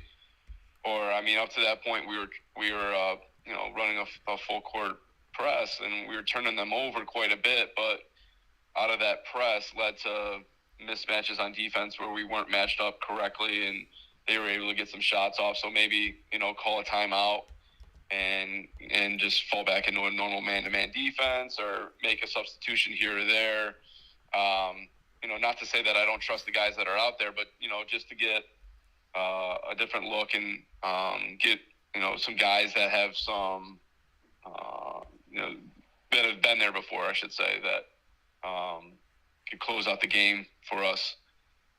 You think about a lot of things when you lose or when you win, but especially when you lose, of what you could have done differently. So, I always try to hold myself accountable, just like I try to hold our students accountable. Our students will be the first ones to say that they've had a bad game. I'm not immune to that. I know that I'm not perfect, and I have bad games as well. And I think the last couple minutes of last night's game is something where I have to look in the mirror and see what I could have done to be better. And I think with that, coming down the stretch with these last couple games and hopefully running the tournament, that something like last night won't happen again, because, the lesson has been learned. It's not a total loss when you lose a game if you're pulling lessons out of it and you're getting better. It's only a loss if you're making the same mistake twice and you continue to lose from it. That coming here from Dan Frisina, the head coach of the Bryant and Stratton Bobcats here in Syracuse for the men's basketball side of things. Dan, for you, I mean, starting this program, being the person that got to make what it is, what Bryant and Stratton Syracuse, so what this program is about, what the culture is, what the environment is, to do that, to create it, to have something be your own, and then to coach within it. Normally, in a lot of ways, teams have been around for decades upon decades, so coaches come in and out, and they try to put their own stamp on it. You are the stamp. You are the creation of the program. What have you taken away from being at Bryant and Stratton, and what can you say about what the program looks like today as compared to what you wanted this program to be? Well, I mean, I've been here for 5 years. I've coached 4 seasons. The first year I was here, I got hired, and it was basically just to lay the foundation of the program and start to recruit and put together the framework of what I wanted this program to look like. The first year I recruited a couple guys that I previously coached and recruited heavily down in New York City. We struggled our first year, and then the second year, I had a season under my belt, kind of knew what to expect from the teams that we would be playing, the kind of schedule, both, game schedule and just like day in, day out practice schedule, what that would look like. The amount of effort that would go into having to plan and organize, road trips and just all the logistics of it, of a season. Our second year, I recruited more to the style of what we're looking to do, and that's run up and down and be a hard-nosed, tough defense. And we improved. We still didn't make the national tournament, but we improved in a lot of areas, both maturity, I think, and in the win-loss column. And then last year, obviously with COVID, our numbers were down. Recruiting was a little bit tougher. It was a challenge not being able to go to some of these high schools and recruit. And we played a limited schedule. But we were very fortunate because a lot of schools weren't able to do that. So, I mean, we played a schedule. We won 6 games and lost 5. So although we didn't have as many wins as the year before, in which we went 7-16, we ended up with a winning record. So, we put a feather in our cap in a modified schedule that we maximized, I thought, that season of what we could have done. And then this year, again, we have probably the most talented, most deep group of student athletes that this basketball program has seen. And we're sitting right now at 10-9 with a couple games left. I think over the course of the 4 years, there's been a steady progression upwards that I'm pretty proud of. We have a couple seniors on our team that have been here since the inception, that they've seen this thing grow and improve year in and year out. They're our leaders of the team, because they've been here since the beginning, and they've seen it, and they've felt those tough losses in the first couple of years, and they know what it takes to get to the top. And my assistant coach as well is Xavier Norby. He was here the first 2 years, so he's seen it. He's gone down to the national tournament with me when we haven't made it, just to check things out and get an idea of what our goals should be. And we've relayed that to our team. So I think we put ourselves in a position now where we still need to win a couple games. We need to finish this season strong, and then let the chips fall where they may, and hopefully we can our name will be called next Thursday when the selection show happens. And it's the uniqueness of the USCAA, and Clay was talking about it a little bit earlier. 2 divisions, not the NCAA, is separate for smaller colleges.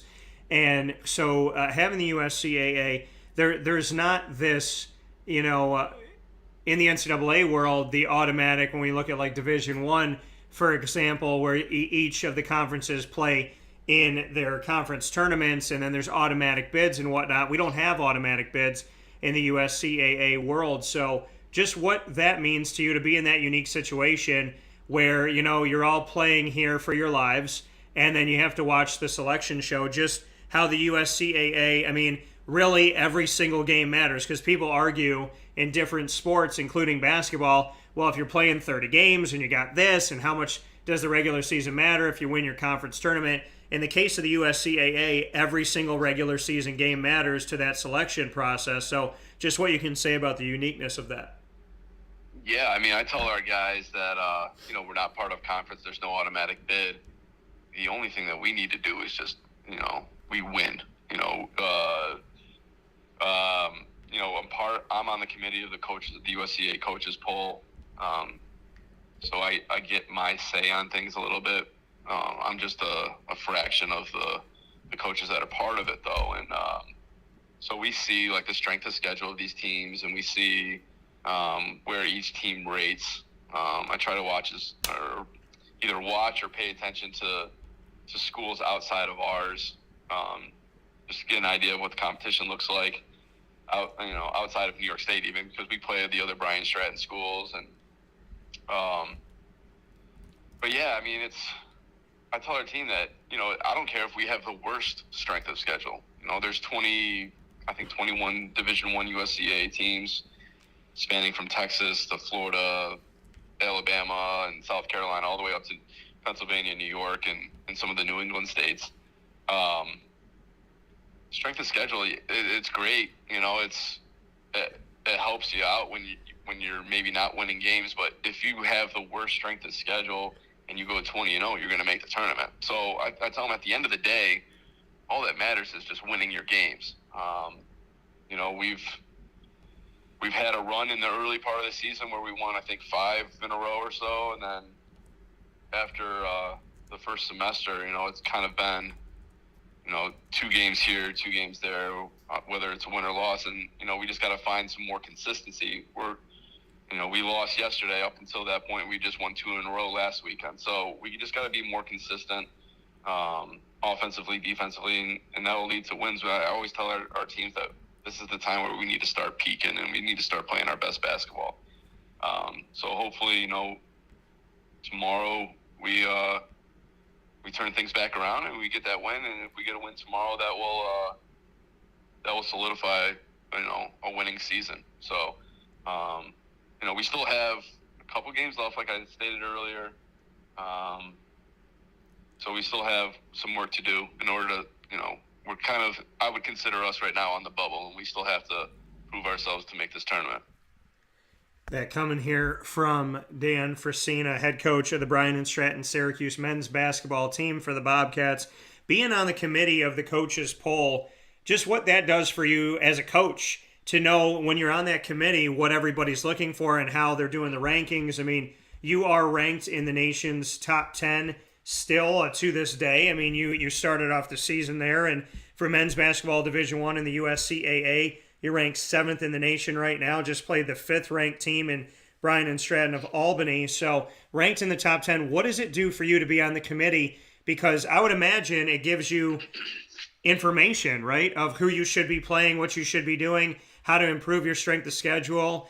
Because being on the committee in these rankings, I would imagine gives you the knowledge and the wisdom that you need as a coach to know what you need to do to get in to the postseason. So I would venture to say that it helps you to kind of be in that room to know exactly, instead of being a fly on the wall, to actually be a part of it, to know what they're looking for. Yeah, I mean, that's exactly it. When I first got hired in our first season in 2018, my athletic director, Nick, suggested that I try to get on the coaches poll, and, whether we're in the conversation of making the national tournament or not, I would get the experience and a better idea of what the committee's looking for, but also kind of build relationships with coaches that I don't normally play against.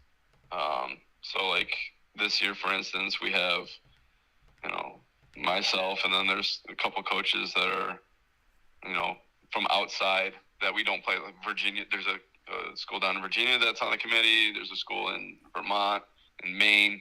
Excuse me, not Vermont, but Maine, that's on the committee, and then school in South Carolina. So we don't play those schools. So we get, when we have these coaches conference calls, we have 2. The final one is actually tomorrow. We just kind of relay like how our seasons have gone. We can't really speak on our own team and vouch for our own team. But you get a better idea of what the other guys are going through, and it's a lot of the similar stuff, especially this year. I mean, there's been a lot of canceled games and postponements, and some teams that haven't played as many games as other teams. So we always take into consideration some of those things. We take into consideration the last 10 games and how a team is trending towards the end of the season. But just having the knowledge base of kind of what the committee's looking for, and it helps me as a coach to kind of let our, relay that message to our team and let them know, like, this is what we got to do in order to get to where we want to go. So yeah, I think it's definitely a great tool to figure out, what we need to do, who we need to schedule, when we need to schedule them. And, like I said earlier, though, the schedule really means nothing. You just got to win games.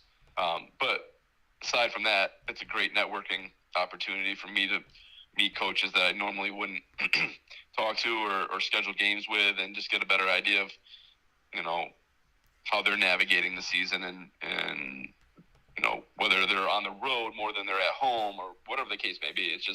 It's a good conversation to have with some of these coaches. Yeah, and it's an incredible way to get, Bryant and Stratton College and Syracuse on the map and put you in a good footing and a good place. Danny, the last thing that I have for you here today is just how you've, kind of grown as a head coach, in your opinion, as you get set for these last couple games of the regular season, a hopeful opportunity in the postseason. Just what you've learned about you. You talked at the beginning of our conversation about taking a good hard look in the mirror. What can you tell us about who you are, your style, and just what you've learned about yourself as you step forward and continue to challenge yourself? I think when I first became a head coach, it had been coming off of being an assistant coach. And, that jump from assistant coach to head coach, it's only one chair down, as they say.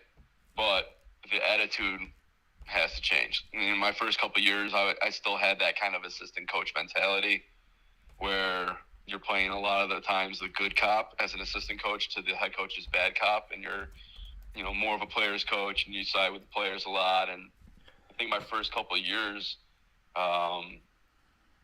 I, for lack of a better term, coddled some of these kids and kind of pumped them up. And, I wasn't honest with myself. I wasn't honest with them. And then as I've grown and matured as a head coach, I've kind of, gotten better at being honest with my players and letting them know kind of what I'm demanding of them and you know what they should demand of me. But just holding these guys, being better at holding my players accountable, both on the court and in the classroom, and really seeing them develop. You know, I've gotten better at, you know, just game strategy, in-game adjustments, game preparation. I think the more experience you have, you learn from your mistakes, and if you're kind of giving yourself a report card after every year, and going down the checklist and saying, oh, I could get better at this. How can I get better at this? Oh, I can get better at this. How can I get better at this? And then, you know, each year, you know, I think we've done more film study this year as a team than we've done in years past, because I think it's important, even if that's at the cost of sometimes not practicing on the court. So we're saving our bodies a little bit, but we're getting the mental reps in the classroom and watching the teams. And I think that's another avenue where we've gotten better, and just trying to manage injuries and stuff like that. I think we've gotten better over the years as well. Yeah, coming from Dan Frisina, games coming up here, got some more at home and as well as on the road. Danny, as always, I appreciate everything that you're doing, and I'll never forget meeting you, like I said, at Longhorn Steakhouse out on 31 when you were taking over and starting this program, and just what it meant to you and sitting there with you and to where we are today. So I appreciate it. I know that you are critical of yourself. I know that you always want more and you're looking for more. I'm the same way about me, but I do want to tell you thank you for what you've done for the community. Thank you for caring so much. Thank you for moving down that chair from assistant to head coach and taking over and creating something here in Central New York, because it's really paid off dividends. I love the fact that we get to put you on the map here and spotlight that, and I hope for continued success, and definitely want to see one of the good ones out there have that. So we're always hoping for you here, and want nothing but the best for Bryant and Stratton and what you're doing. So thank you for the tireless job that you do, because I don't think coaches get thanked enough, and you deserve it. So I want to say thank you. Oh, I appreciate it, Dan. I really do. Thank you for giving us a platform to speak on, and thank you for those kind words. I appreciate it. Absolutely. Well, listen, I'll talk with you soon, and in the meantime, keep rising up those polls, okay? There's nothing wrong with that. All right, man. Appreciate it. Take care. That coming from Danny Frisina once again here on Wake Up Call with Dan Tortora, where sports meets that thing called life. And we appreciate everything we get to do here on Wake Up Call with Dan Tortora, where sports meets life. And I want to thank you all for being a part of the show and a part of Wake Up Call with Dan Tortora as we get set for our final conversation of the day. Of the 5 guests that we've had, final conversation of the day is going to come with Nate Champion. Nate Champion, the men's basketball head coach at Moyne College for the Dolphins. Nate Champion, an alum of Moyne and back as a head coach here for these last few seasons. And Nate doing a fantastic job, not only on the court, but also with beating me at Mother's Cupboard when it comes to food challenges. So we have Nate here on the broadcast with us, and always excited to have him here, and coming off of a victory at home in the final regular season home game for Moyne College. So let's bring him in. Nate, how are we doing today? And if we can get Nate here, if Nate can hear us. Nate, can you get us here? And so we may have lost Mr. Champion here for a moment. We're going to try and pull him back up here and see if we can get him. He may have been muted here on the line, so we'll see if we can get Nate here on the line with us here where sports meets that thing called life. So Nate, can you hear us now? Yeah, I can hear you. Okay, so we'll give you the intro once again here with Nate Champion, Moyne Dolphins men's basketball head coach. As I said, not only doing great things as a player at Moyne, but now back as a coach of the last few seasons, and off the court, beating me in food challenges. So Nate, how are we doing today? I'm doing pretty well, Dan. How are you? I'm doing well. Congratulations on your home finale in the regular season, winning at Ted Grant Court against American International. Awesome to get a win to protect home and also to get back to 500 at 12-12. Yeah, it was a really good win for us, and first time all year we've won 3 in a row, so that's we're moving in the right direction, and hopefully we can keep things rolling here on the road for the last 2 regular season games. And what has gone on with this team here? I know you've gone through injuries, you've gone through COVID protocol and different things going on.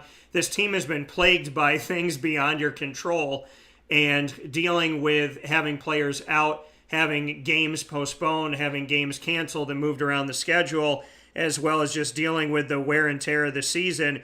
You have had to deal most of the season without having a full squad. And what does that say about where this team is at right now? Because I know you're not one to make excuses. I understand that. But I look at the schedule from my point of view and say to myself, this team is 12-12. If you didn't have to go through moves and changes and switches and ups and downs and around the corners, and if the team was healthy, we could be looking at a very different record. So how do you assess that as a coach? Are you there? Yeah, I'm here.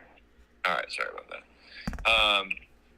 Yeah, I mean, I think the biggest thing for us is just we're healthy, and we have to understand that, last night was the first game we had played with all 14 guys on the roster available.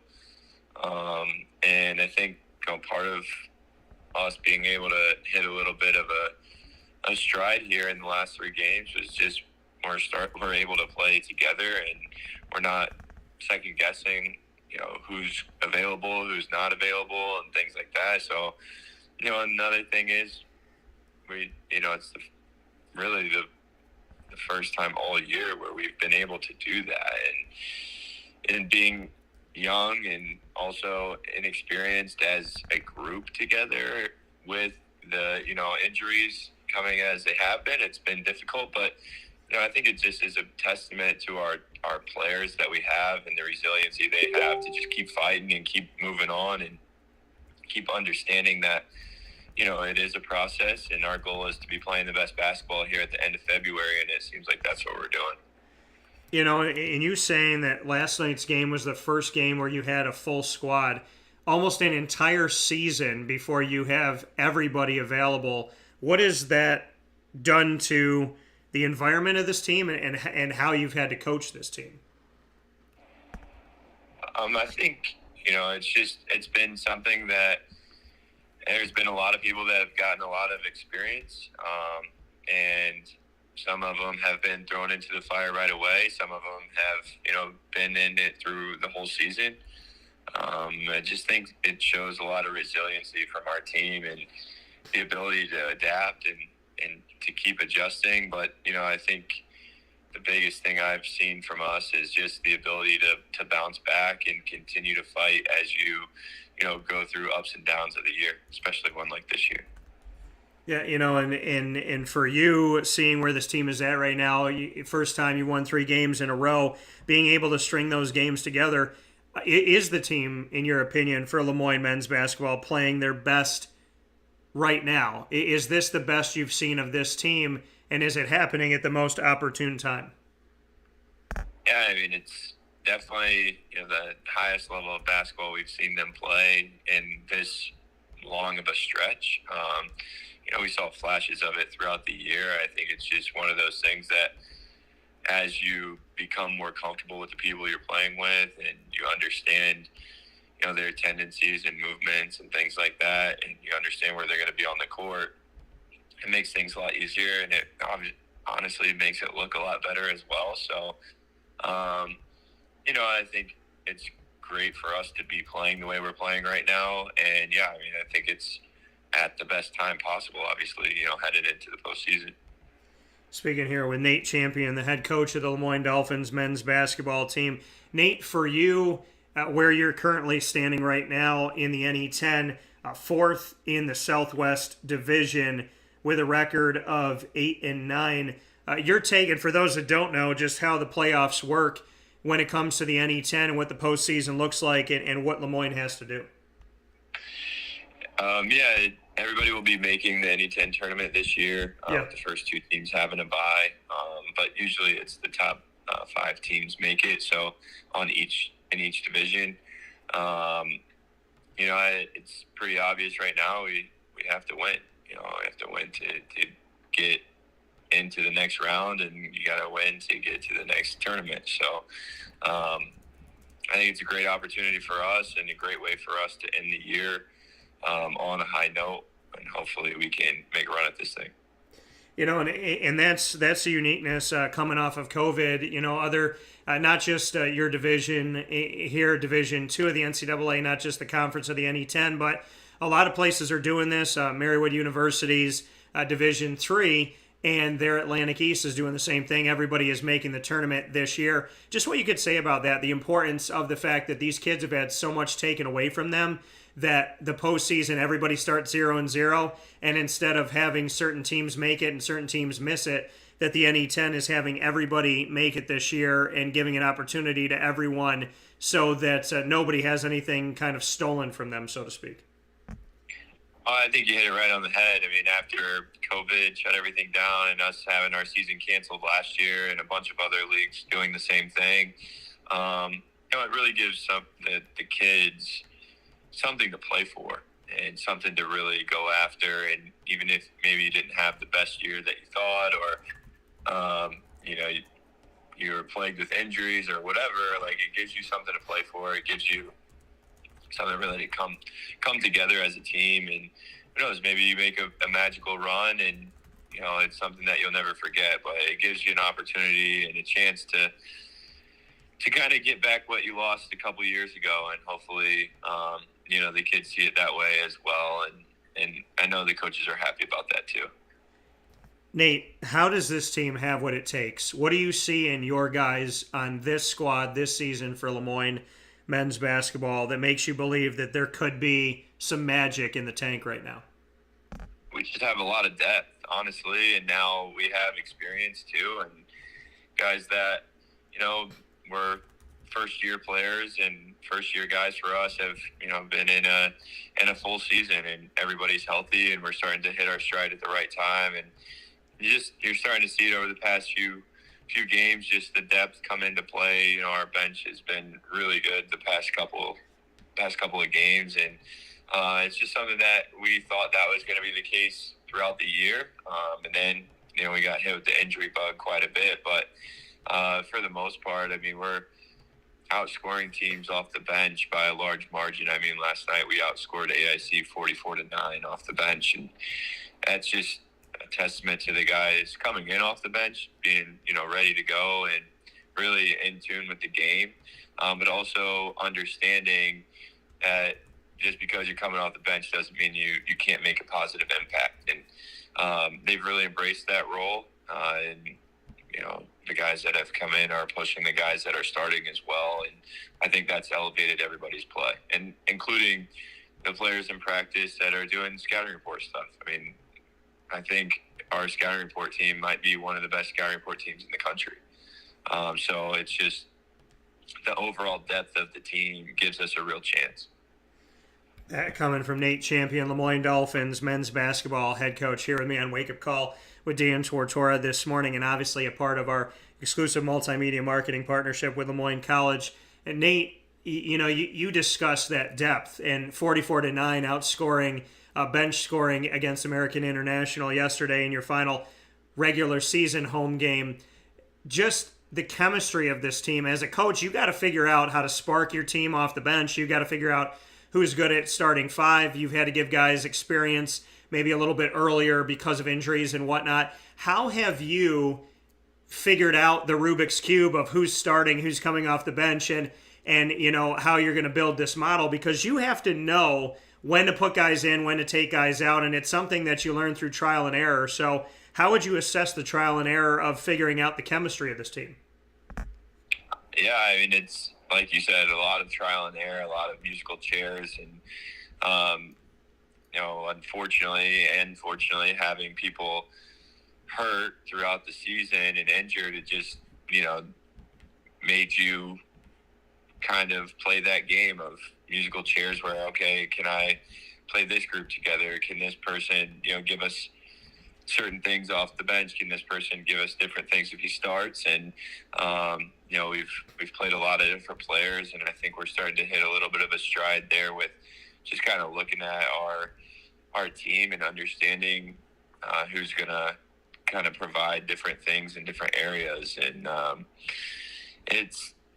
can't say I've pushed all the right buttons all the time, but I think we're starting to find something here with this little stretch here down in the last 5 games. So hopefully we can continue that going forward. And you got 2 more games on the road before you saddle everything up. What are your thoughts on these last couple games that you have for the team? You're currently at 12-12. You have the opportunity to end the regular season with a winning record if you're able to do what you need to do at Franklin Pierce and at pace. These games are played in close proximity, February 18th and February 22nd. You just had a game on February 16th. These are the woes of, what's going on with COVID and having to change around schedules. So just what you could say about having your last 2 games be on the road and be 4 days apart, I should say, on the 18th and the 22nd, just what that does for you and how you've seen your team bounce back, and if you've seen your team have a positive response to having games in close proximity, as you and I talked about before, just in the month of February, how many games you would have to play in a short amount of time. Yeah, I mean, obviously it's not the easiest thing to do, but at the same time, it looks like we're going to have to be on the road as we move forward throughout the tournament. So, I think it's a big challenge for us. Franklin Pierce tomorrow night is a really good team. That's a strong team, especially on their home court. And then, to turn around and play pace at their place. Again, it's no easy task, but it's a great opportunity for us to just really see where we're at and how far we've come along the way. And if we can get these 2 wins, it kind of propels us going into the postseason. Coming from Nate Champion, excited about the opportunity and excited to move forward. So definitely appreciate all the work that you're doing, Nate. I'm happy to see the team back at 500 and looking forward to seeing where this team can go from here. So always appreciate having you on the show. Appreciate your efforts and your hard work. And after a win, you're very even keel right now. So, you're very kind of calm, cool, and collected. So I know you're focused. I know you want to see this team obviously succeed and get to 14-12 before you head into the postseason. But beyond everything else, I'm happy that we have a season. I'm happy with the work that you've put forward, and I look forward to what is to come. So definitely happy for Moyne and looking forward to everything that's going to be hopefully coming up on the horizon. So thank you for the work of you and your assistant coaches to do what you have done to navigate a very difficult season of adversity on a lot of things you couldn't control. So happy to see where things are and hopeful for what's to come, and I appreciate it as always. I appreciate that, and it's fun, working with you and being on the show too, and hopefully you've enjoyed watching the growth of our program as well. Yeah, man, I'm always listening. I'm wanting you guys to be 26-0, but I will take what I could take right here to see where this team is at. And like I said, I know that you've been through a lot. So, do I like the fact that I lost to you on camera? No. But, can I appreciate and always be hopeful for it? Absolutely. And it's funny how it feels like it was a million years ago where, you and I and Ben and Speedy were all doing our Zoom call together to talk about what's coming up this season. So definitely appreciate the hard work and the effort and the enthusiasm, and looking forward to things to come. And what I really am looking forward to is something we got to do a couple games ago, which is just like assess the game after the fact. And it's really cool to kind of get inside your brain and hear kind of how you look at things. So I definitely love being a student of the game, and I look forward to our conversations off the air just as much as I do on the air. So thank you for that. Yeah, no problem. Thank you, Dan. All right, I'll talk with you soon. All right, sounds good. Thanks. Take care. That coming from Nate Champion here on Wake Up Call with Dan Tortora, where sports meets that thing called life. We got one more step aside to take on Wake Up Call with Dan Tortora this morning, as we've given you some extra minutes, and I'm all good with that as always. So we'll take a step aside for a fast break. We will come back with the conclusion of today's Wake Up Call inside of the Cafe Kubal studios. In the meantime, head out to Cafe Kubal while you're watching and listening today. Obviously, drive responsibly and get yourself to 3501 James Street, 320, as well as 401 South Salina Street, both in Syracuse, inside of Galisanos Children's Hospital in downtown Syracuse, and of course on the corner of Route 11 and Taft Road in North Syracuse at Sweetheart Corners for their drive-through location, and at 343 Fayette Street in Manlius, New York. So head out to Cafe Kubal today. You can also get a cup of Joe at Cafe Kubal by going out to PB&J's Lunchbox for My Nachos and Cafe Kubal's Coffee at 663 Old Liverpool Road in Liverpool, New York. So make sure you're going out there, supporting local and supporting the good ones, and we will be back right after this fast break inside the Cafe Kubal studios to wrap up today's show, as I stated before, and I'm thankful so much for you being here on Wake Up Call with Dan Tortora, where sports meets life.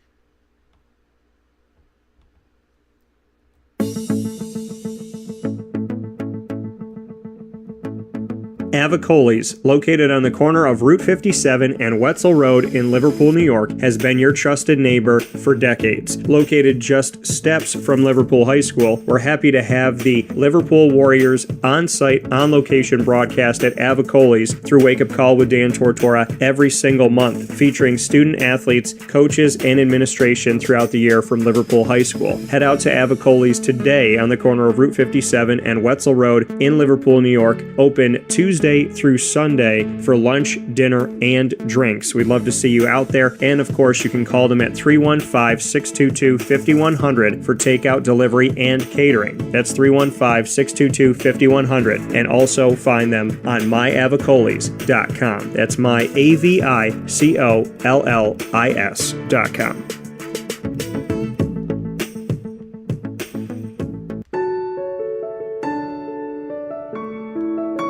Having peace of mind when you're out of town that your furry-loving friend is safe and sound means taking them to Canine Campground, because we all know that when it comes to the love of our pets, it goes well beyond the call of duty to make sure they're safe and sound. Right, Lily?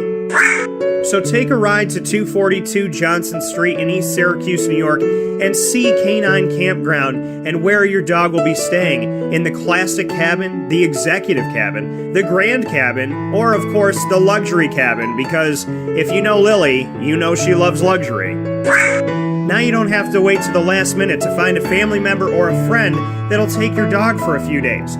Call Canine Campground at 315-299-4013. That's 315-299-4013. Their drop-off and pickup times are Monday through Sunday. Check K9campground.com for more information. That's the letter K, the number 9, and campground spelled with a K.com. K9campground.com. When you're going out of town, bring your dog to Canine Campground.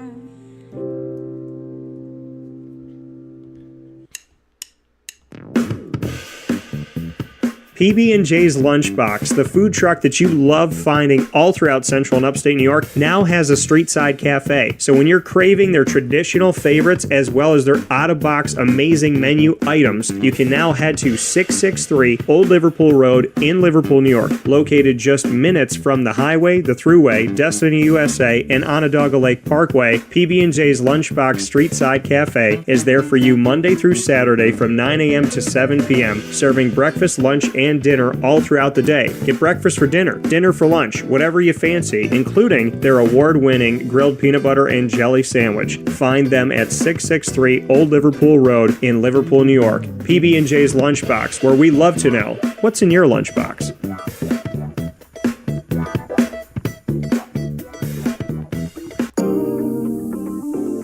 As a patient, what do we want? To be cared for, to be listened to, and to have someone walk us through the process on our path to victory. Victory Sports Medicine and Orthopedics does all of those things beautifully, with Dr. Mark Petropoli leading the team on 791 West Genesee Street in Skaneateles, New York, located minutes from beautiful Skaneateles Lake. Whatever your injury may be from head to toe, preventative care, rehab, physical therapy, laser therapy, and surgery are all available at Victory Sports Medicine and Orthopedics, where they care about us, they listen to us, and they understand that everyone's path to victory is a little bit different. Let them help you on yours by calling 315-685-7544 to make your appointment today. That's 315-685-7544. And find out more information at victorysportsmedicine.com.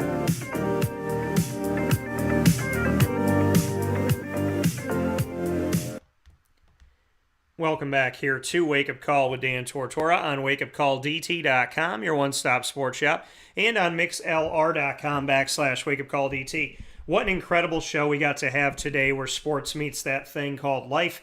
And I want to give a very big old thanks and appreciation to Papa Joe for being a part of the show as he is every Thursday for hour number 1, 9 a.m. to 10 a.m., and running the gamut here of men's and women's basketball in hour 2 with Mary Grimes of Moyne Dolphins women's basketball head coach, Nate Champion, the men's basketball head coach at Moyne, as well as Bryant and Stratton College in Syracuse's women's basketball head coach Clay Gagan Sherman, and men's basketball head coach Dan Frisina here on the broadcast. So many great things coming up. You could check out playbacks of these conversations that are going to be airing on wakeupcalldt.com as well as on our social media. So it's imperative today that you go and connect with us on Facebook, Twitter, and the Instagram.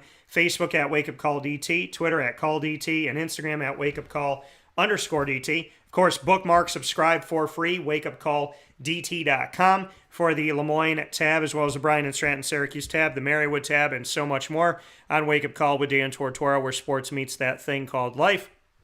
And we would love the opportunity to connect with you on youtube.com/wakeupcalldt, where this video is airing and will be archived as well. So, with all that being said, big old thanks for all of you tuning in live Monday through Friday from 9 a.m. to 11 a.m. Eastern Time, where sports meets that thing called life. Very much appreciate you being here on Wake Up Call with Dan Tortora and watching and listening to the show on youtube.com/wakeupcalldt, facebook.com/wakeupcalldt, and on facebook.com/livenowdt, as well as on mixlr.com/wakeupcalldt, and on wakeupcalldt.com's homepage. Once the shows go live, they jump into our awesome archives, so you can find them on Stitcher, Spotify, MixLR, TuneIn, iTunes, and Apple Podcasts, YouTube, iHeartRadio, and more, as well as Podbean. So make sure you go and search Wake Up Call with Dan Tortora on any one of these channels, or one word, Wake Up Call DT.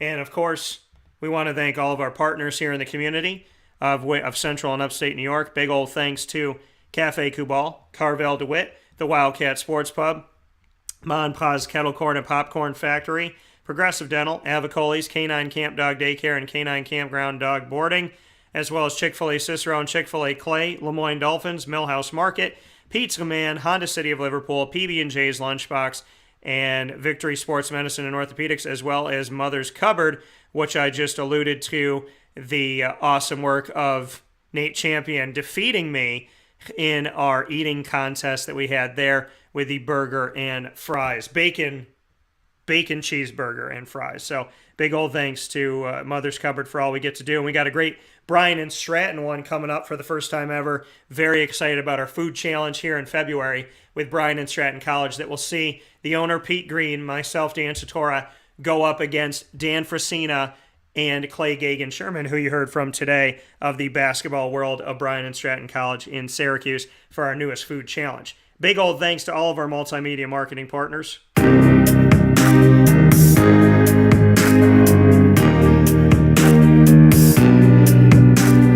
It's Fins Up all day, day, Moyne College with the Dolphins.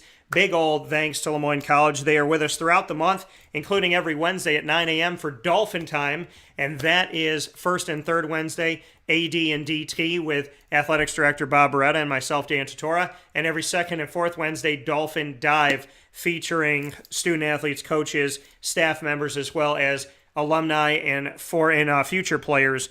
Moyne can be anything in the Moyne Dive. We can be diving into anybody's story connected to Moyne College, so make sure you pay close attention to all those specials coming up. Once again, every Wednesday at 9 a.m. Eastern Time, part of our exclusive multimedia marketing partnership. First and third Wednesday with AD and DT, second and fourth Wednesday with the Dolphin Dive. And of course, you can get more information by going to our Moyne tab at wakeupcalldt.com, including our archive, and go to youtube.com/wakeupcalldt for the archive as well. And of course, get all you need to know at LeMoyneDolphins.com.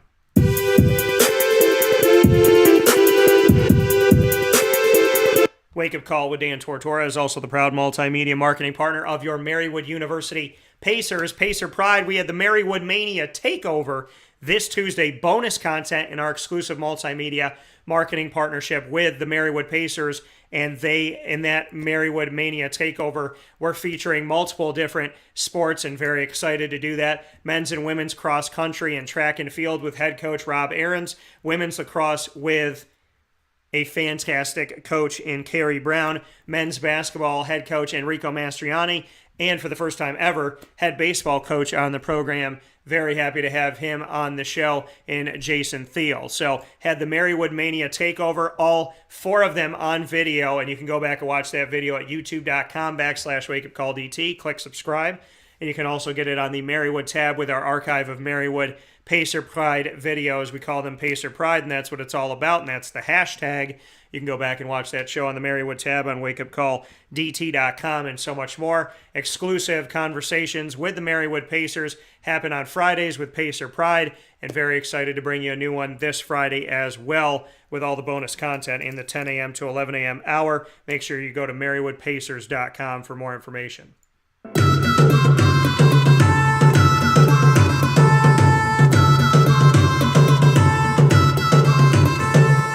The Bobcat Buzz here on Wake Up Call with Dan Tortora. We officially started our exclusive multimedia marketing partnership with your Bryant and Stratton Syracuse Bobcats here in February, just 17 days ago. And our inaugural episode features a roundtable discussion you can now watch and listen to on youtube.com/wakeupcalldt by clicking subscribe. And you can get that video as well as the schedules for their sports by going to the Bryant and Stratton tab on Wake Up Call with Dan Tortora, featured on wakeupcalldt.com. So go to wakeupcalldt.com this morning. You'll see that Bryant and Stratton tab. You can click on that and get the Bobcat Buzz inaugural episode featuring a roundtable discussion with athletic director and men's soccer head coach Nick Dmitrievsky, assistant AD and women's soccer head coach Alex Grigorita, as well as Clay Gagan Sherman, who you heard from today for women's basketball, who you heard from today in men's basketball with head coach Dan Frisina, and the upcoming baseball program. Head coach Sean Peak is there in the roundtable discussion. You can now go back and watch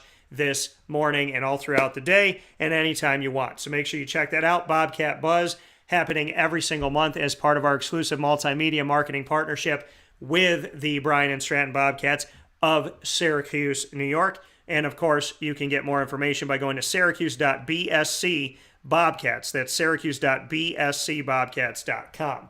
So, with all of that being said, once again, find us on our social medias on Facebook at WakeUpCallDT, Twitter at CallDT, and Instagram at WakeUpCall_DT. Proud thanks inside of Ma and Pa's Popcorn.com. Go there and order your popcorn from any one of the 50 states today. Ma and Pa's Popcorn.com. Go there today. Want to thank everybody who is popping today. That's Papa Joe, as well as Mary Grimes, Nate Champion, as well as Clay Gagan Sherman and Dan Frisina in a jam-packed show here on Wake Up Call with Dan Tortora. Many thanks to all of them. Many thanks to all of you, as I wish you a fantastic day. God bless. No stress. Do your best. We'll be back to TGIF with you.